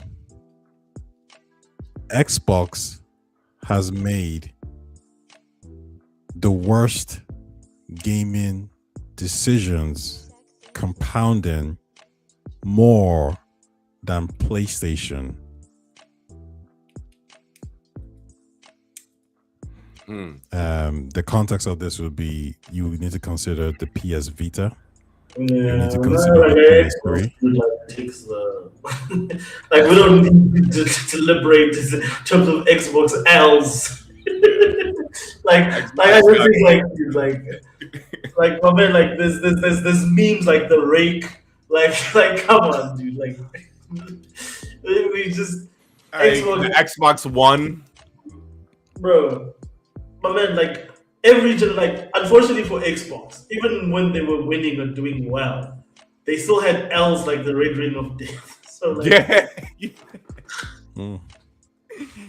like nobody has taken more L's in the gaming business and just. But I'll say this: no one has been more tenacious in sticking it out. Like Sony would have never survived the sort of L's that Xbox has survived in gaming. And you know what? Yeah, maybe that's why Sony didn't make those L's, because they were like, if we make this kind of L's, we're out of business. But Xbox is like, well, we got money to just kind of outspend our way out of it. Like, so yeah, let's just keep fucking. Exactly. These like they still standing like after some of the biggest sort of like. How do you give your entire like exclusive library to your competition and then change your mind and say, oh, that was a mistake? But we're still Sega would have never been able to come back from. No one would have been able to come back from that. So I would say, no one has made more.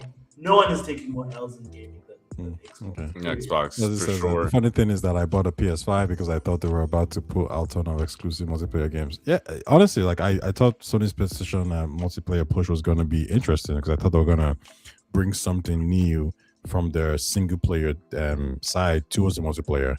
The example I was thinking about was the Last of Us factions. Like, imagine a Last of Us like game, except it's not co-op. It's like 5 players, and you all like doing the missions together. You're all like building a base. I thought Sony had a real good opportunity to do something different and unique than a console game. Like, dude, they had over 10 live service games. Now imagine all right. They're not gonna land, but you're getting content. So you're getting content, and then we knew they were working on the single player games. So now you're getting both. So that's why I was like, yo, the PlayStation 5 generation is going to be pretty cool because now you're getting multiplayer games. And then they're like, nah, we fucked up because we didn't know what we're doing.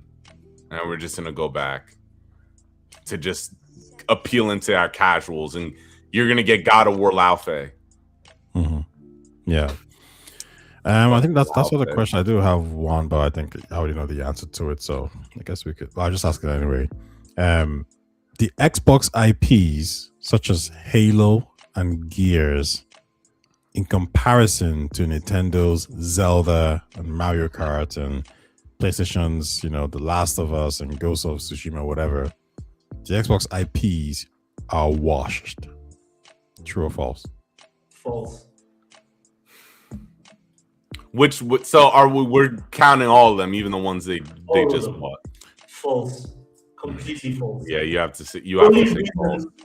You have to say false. And I want to go first. The only reason they are washed It's because fucking Phil Spencer did fuck all with them. Like, dude, when is the last time like Xbox put effort into making a great and amazing Halo game? Case in point, and I'll put Never. guys, please hold me to this. Everything I've seen about Gears of War E-Day, from the multiplayer reception to how the actual single player was received, Halo E-Day is gonna go down as probably the generation-defining game for the Xbox Series X and S. Because of the fact that a studio that actually cares about the game, that's actually put effort into the game to make sure that it's got that spit shine polish that Phil Spencer did not care about because everything was going on Game Pass, including fucking Starfield. That game, when I put it to you, and this is my predictions. If I'm wrong, please hold me to this. Gears of War is going to score a 90 plus Metacritic score. It's going to sell, even as an exclusive, it's going to be one of the best selling Xbox Series X and S games this generation. It's going to knock every metric that it's given out of the win. It's not going to do as well as Starfield or whatever because that's a bigger and much more, depending on the marketing, of course. But it's still, for what it is, it's still going to do better than any Xbox IP out there. And that proves that the IPs are not washed. It's because you're fucking putting money into fucking South of Midnight and Hellblade and whatever and all this fucking hippie shit that nobody wants to play. like no, they're not washed. Like those are evergreen. Like I put it to you that like I think Last of Us 3 does not have as much appeal as an IP like a Forza or a Gears, because those go beyond like just story. They have multiplayer. They have so many other facets to them, and that's what made them evergreen. And Phil Spencer tapped none of that. Yeah. Since young Sandwich's touch of comment was funny. Which was he says, true, you need to release games in order to have IPs. Laugh my ass off. And he says State of Decay was supposed to be like Xbox version of Last of Us. Yeah. Which is, true.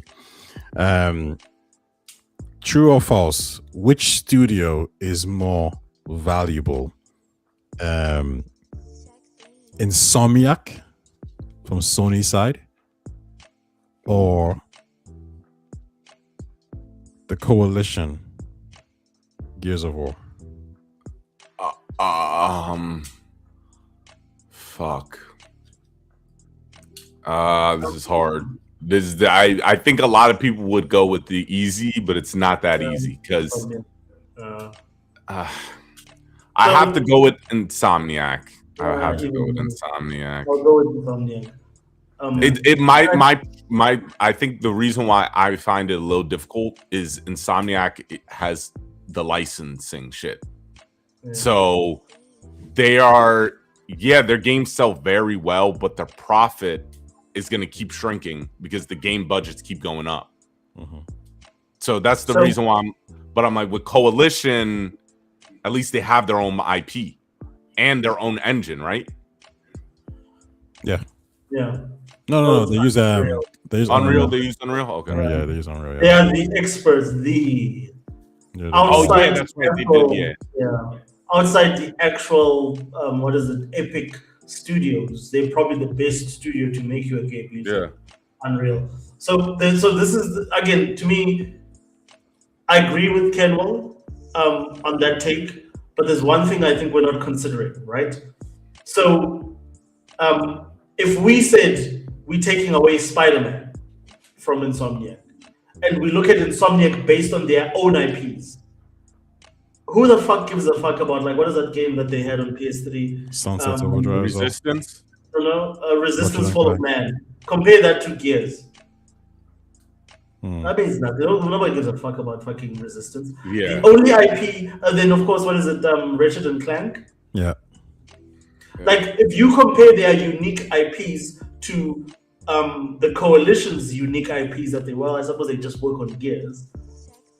Then you have better perspective. But if I'm giving you the biggest brand in the world, which is Spider-Man right now, breaking endgame records, then that's a different story. Yeah, that's an interesting take. Yeah, here to go. Well, listen, true or false was fun. I got a lot of true or false questions. Some are a little bit obvious. Some of them are a little bit not so much. Some of them are like the next generation will be defined by ecosystem, not consoles. True or false?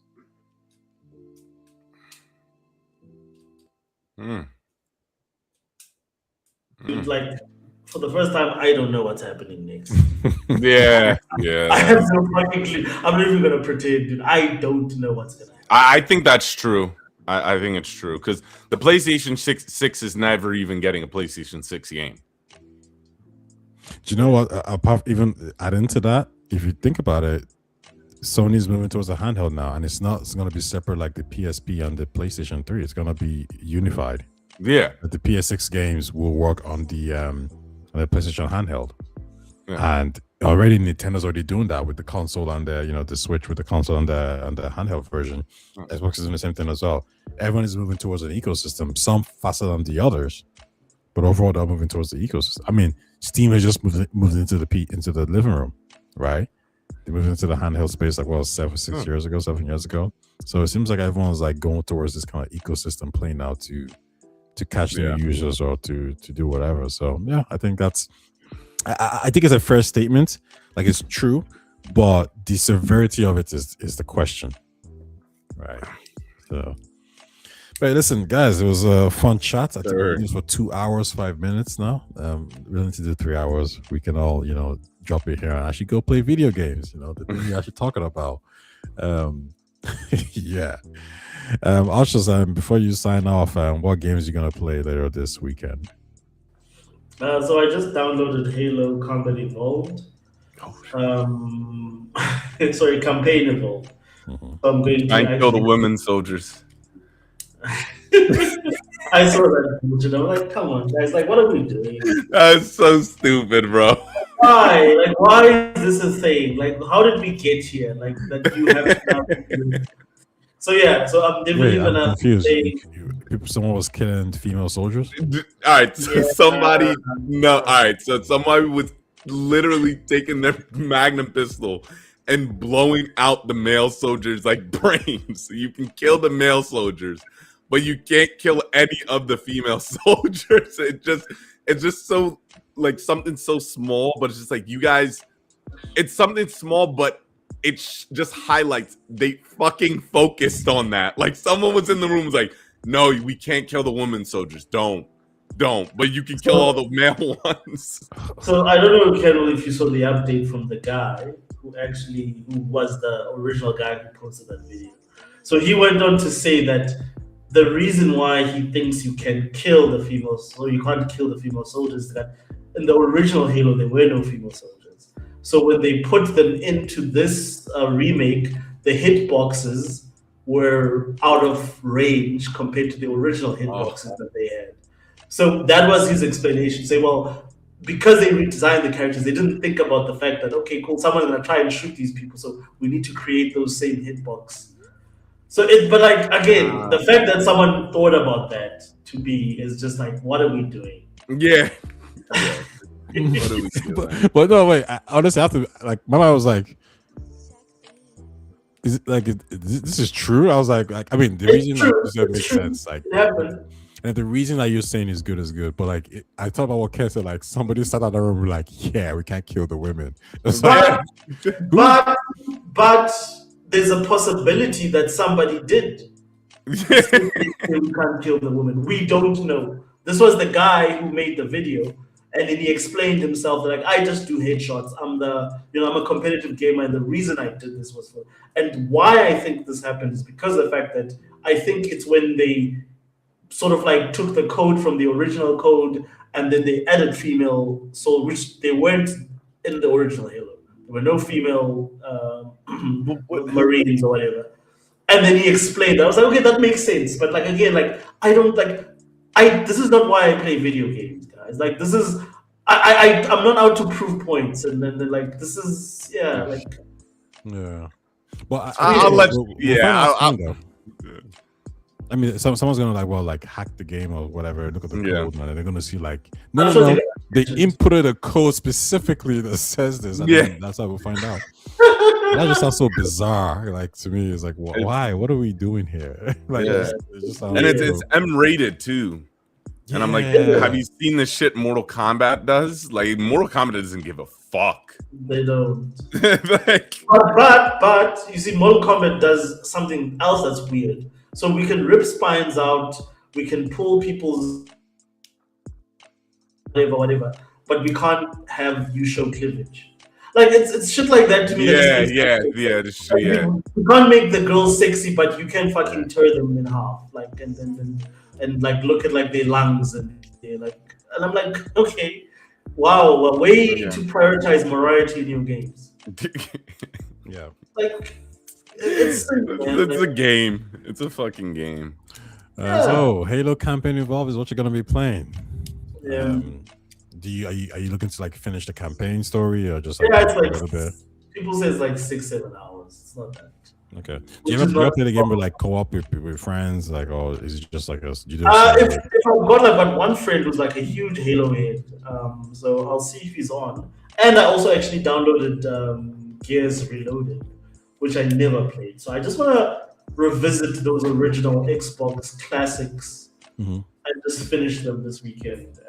Speaking of Gears, I sent like the gameplay trailer, like the multiplayer trailer to a few of the guys on one of my group chats who don't play Xbox, like whatever, and they saw the multiplayer trailer and they were like, "Oh shit, that looks good." I was like, "Oh, I'll get it on." Like, they were actually like, "That looks good," and it just kind of highlighted to me that, like, to get these people to actually to buy a console, you need more of those kind of like, oh shit, that, like, you need to make them jealous.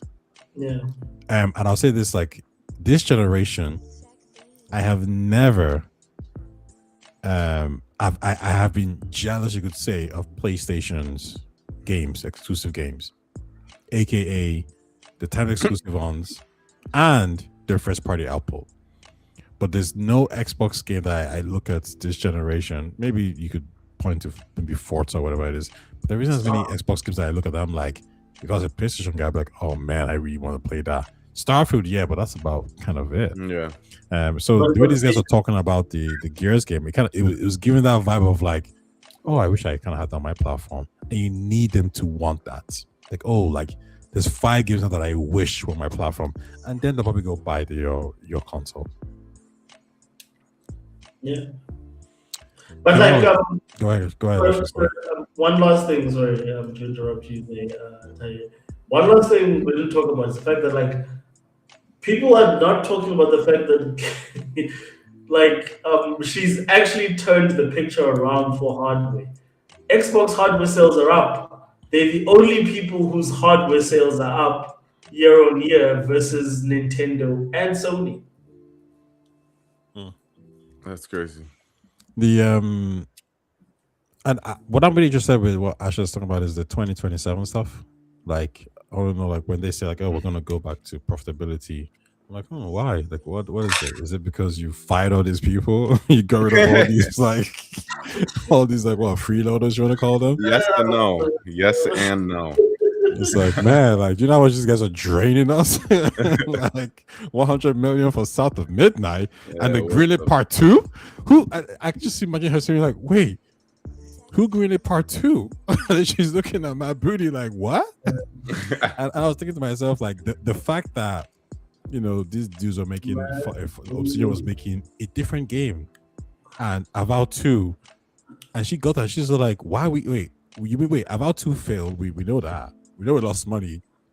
So somebody in this room greenlit Part 2 of a failed game. Who did that?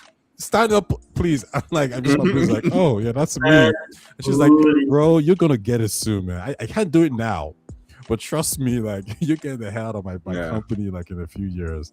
Because it's true. Like I would feel under pressure if the games I'm greenlighting, the new CEO comes out and says like, I shouldn't just changing it because like, oh yeah, whatever. She because she's like, no, this game sucks. Like, I will be so much under pressure. So yeah. Cam, well, sorry about that. What are you about to say? No. I don't think I was about to say anything. You playing again? You're still playing GTA and I'm gonna be playing this weekend. This weekend, I'm not gonna be playing GTA. I'm gonna be playing Destiny. I'm gonna be playing some Destiny too. I got to do the raid for it. So. I don't know. Destiny was a game that I really wanted to get into, like when it first came out. Yeah. I was just like, yo, why is this story like so bad? Yeah, I was like, what the fuck is this? I was like, wait, you guys made Halo? Like, yeah. Why? How did this happen? Yeah.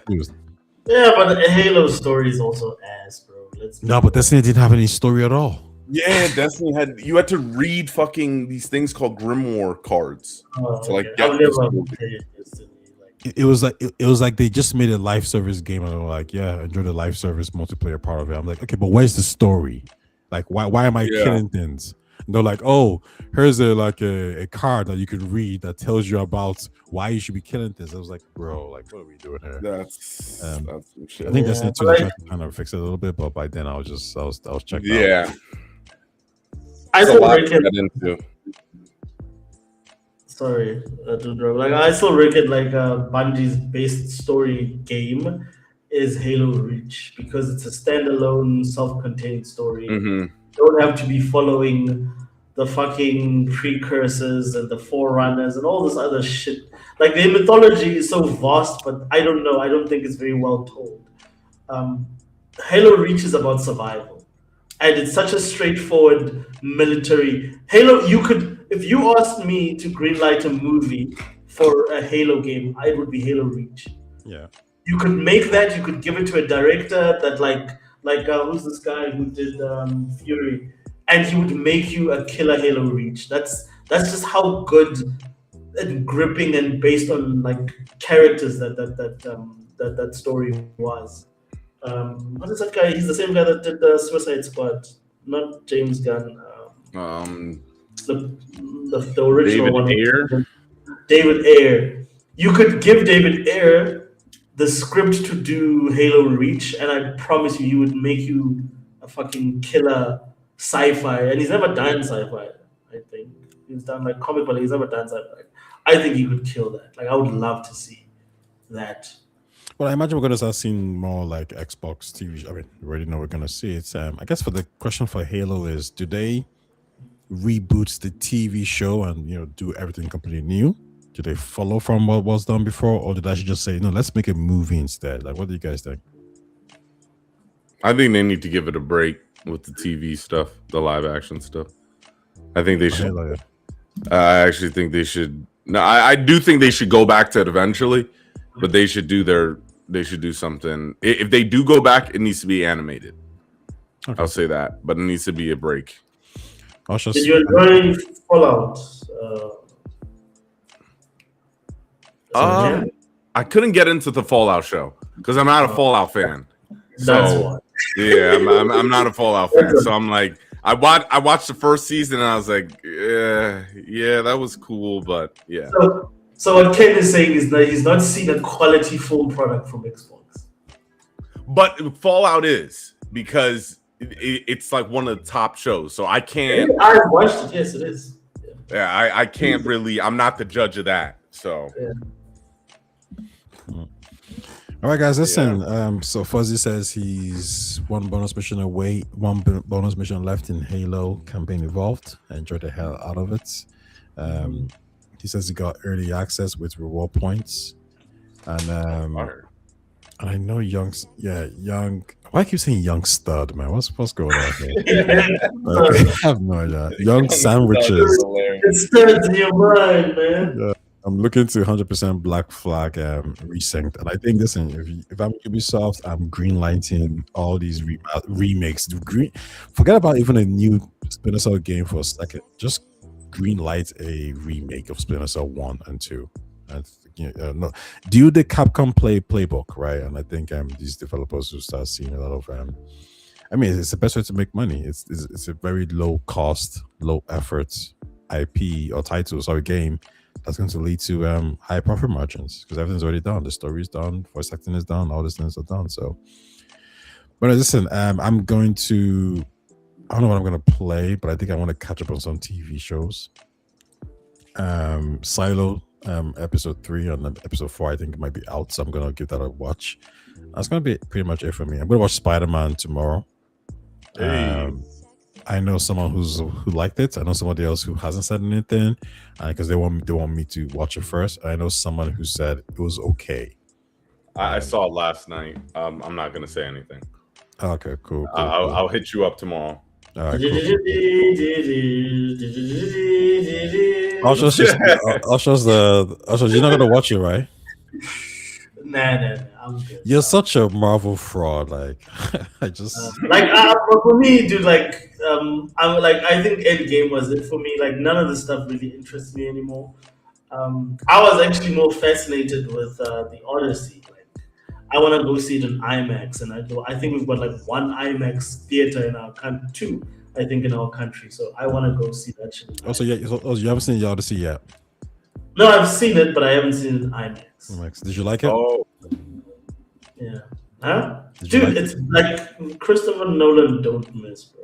Like, Do you know like what? the movie gets you within like the first. A lot of people hate like they pretend to hate even on that intro with is it Travis Scott? Yeah. But it works for what he's doing. Like he gets you in there so quickly. Like he's like the what's the Storyteller. gaming? Yeah, he's like the I won't say Shingeru. He's like the Hideo Kojima of cinema. Mm-hmm. He's that good. Like I watched it and I enjoyed it. I thought it was good. I thought it was a very cinematic, epic movie to watch. I think he did a great job adapting it. yeah. I will say a few things though. In terms of entertainment, like I was like, oh wow, I'm so like happy. It doesn't beat Inception. No, I don't think anything. I agree. I don't think any of his movies after Inception has been as enjoyable as Inception. Yeah. Well, see, for me, it was Inception, right? And then when Interstellar came out, I was like, oh shit, like because I love sci-fi and I love the whole story of Interstellar. I love the way it was, you know what I mean? So it gripped me straight away. Then, so I think what's actually more similar to the Odyssey is Oppenheimer. And the question was, which do I prefer, Oppenheimer or the Odyssey? But I prefer Oppenheimer. Really? Yeah, I do. I think the story in Oppenheimer got me more. I was more interested in the characters and the story. I think the problem with the Odyssey story is like, I mean, it's a good story. Don't get me wrong at all. Like, because you know, when I was telling my friend, it's like, oh, you didn't like it? I was like, no. I'm talking about like 9 out of 10s and like 9.4, 9.3, 9.2. So like I'm talking about like it's all good. But the Odyssey to me is one where I think I was really influenced by the ending as well. I like the ending a lot. But if it didn't have that ending, I could have seen myself giving it like an 8 or 8.5 out of 10. Whereas I think the Oppenheimer was a 9 for me. And so was like the other like products. Like it's a good movie. But I think the thing is like I can't see myself watching it again. Like I'm just like, I really can. To me, it is a film that I would watch, but I would watch it like doing something else, and then maybe just tune into specific parts. Like, oh, I remember this part. This was pretty, like awesome. My only problem with Oppenheimer, I've never finished Oppenheimer, to be honest. I didn't see it in cinema.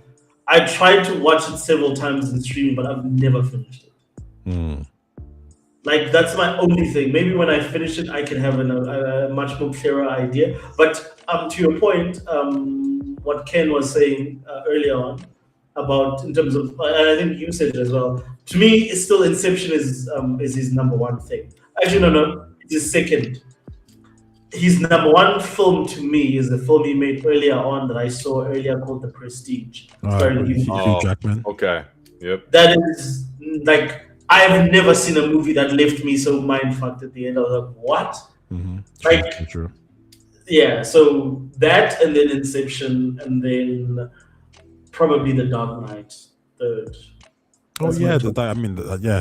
You know, like, to me, his worst is Tenet. That was. Yeah, I agree. I think we all agree that was.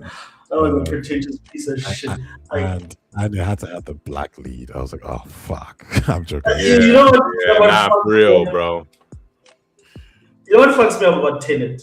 Well, Is that Tenet doesn't even have the lead actor is called the protagonist. That's what I'm saying. I was gonna say that. Like, that is the most He doesn't even have a name. He doesn't even know. He's just called the protagonist. It's like a video. Tenet should have been a video game. Yeah. Not a full. Like, yeah, I agree. Like, I still don't. Nothing. Like, nothing makes sense. And the whole time, I'm just like, no, but guy, no. What do you mean? Nah, none of this makes sense. Like, huh? I remember seeing like the fight scenes in Tenet and like when like you had to hit something and the camera would just like teleport to it and I'm like, why? Wait, why can't we see the violence? Like it was like, what is this? And it was like a 12A or something. I was like, why is this movie like this? Like Tenet is I think it's interesting enough. Just the problem is I think like what Nolan probably needed is, to be honest with you, somebody to just be like, let's amend the story a little bit and let's actually make some proper action sequences. Make it a proper James Bond spy movie. Yeah, they could have done that. Yeah. Take away all the time bullshit. Like that should just fucking. Yeah, the time shit really messed it up. Like, how it was like, oh, it was a circle, and it was like, what the fuck? Nah, bro. But I'm like, that's why I'm like, yo, his name was the protagonist. That's bullshit. I've never seen some lazy shit like that, bro. It's like, yo, I didn't want to make this movie, so I'm gonna tell you indirectly by calling this guy the protagonist to show you that this script is bullshit, and I didn't even finish it, man. I don't even gonna give him a name. I'm just gonna give him the same premise as every video game character. 90s and early 2000s game, like the GTA thing. But yo, Robert Pattinson, in the Odyssey, man, he's good. He's really good. And also, I really like Anne Hathaway. I love the acting when she was like giving out to Tom Holland. Man, the emotion of that was good. I thought I think it was like Robert Bathrow, the guy who did Punisher. I thought he was good too as well. I thought Tom Holland did his role well. I think Matt Damon was supposed to be like this kind of like very like Halo-like character, like not very emotional. So I think he did that role well as well. Lupita, I wasn't crazy about the not needed. But when I was done, I was kind of like, you know what I said? It's like so irrelevant to the story. You know what I said? Well, they should have swapped Lupita and Zendaya's role. Yeah.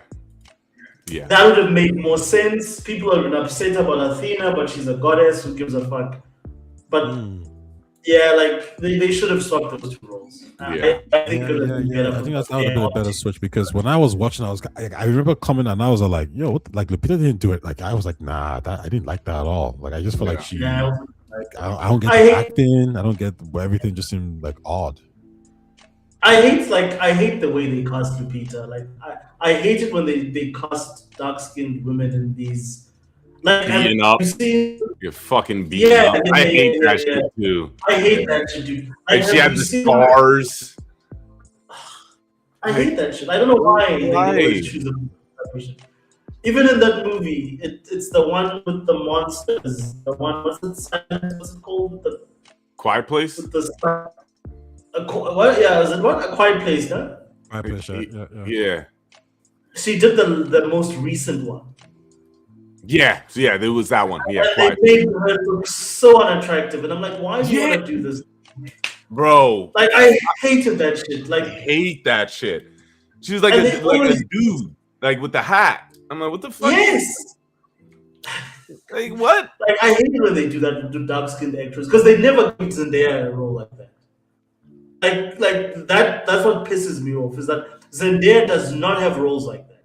All Zendaya's roles, she looks like a supermodel. Well, I would say the Zendaya she gets the benefit of both.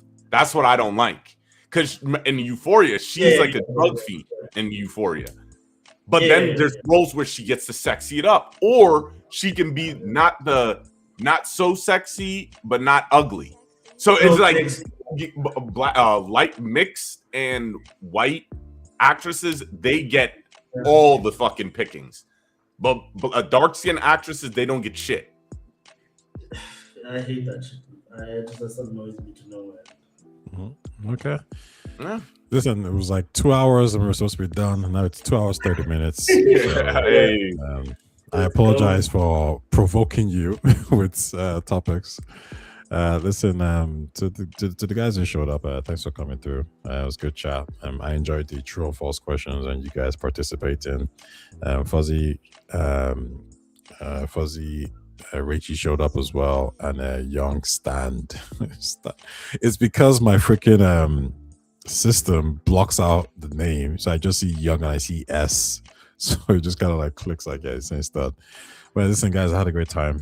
Kenwell and Ushers, see you guys next week or so. Ushers, you say you're back now. Everything is sorted out, so you'll be seeing a bit more of you. Definitely. The next couple of weeks, I'll definitely back up. I'll hit you guys up. Fuzzy, Rachie, definitely looking forward to seeing you guys again. All right, cool. Awesome. And everyone else. All right, peace out, guys.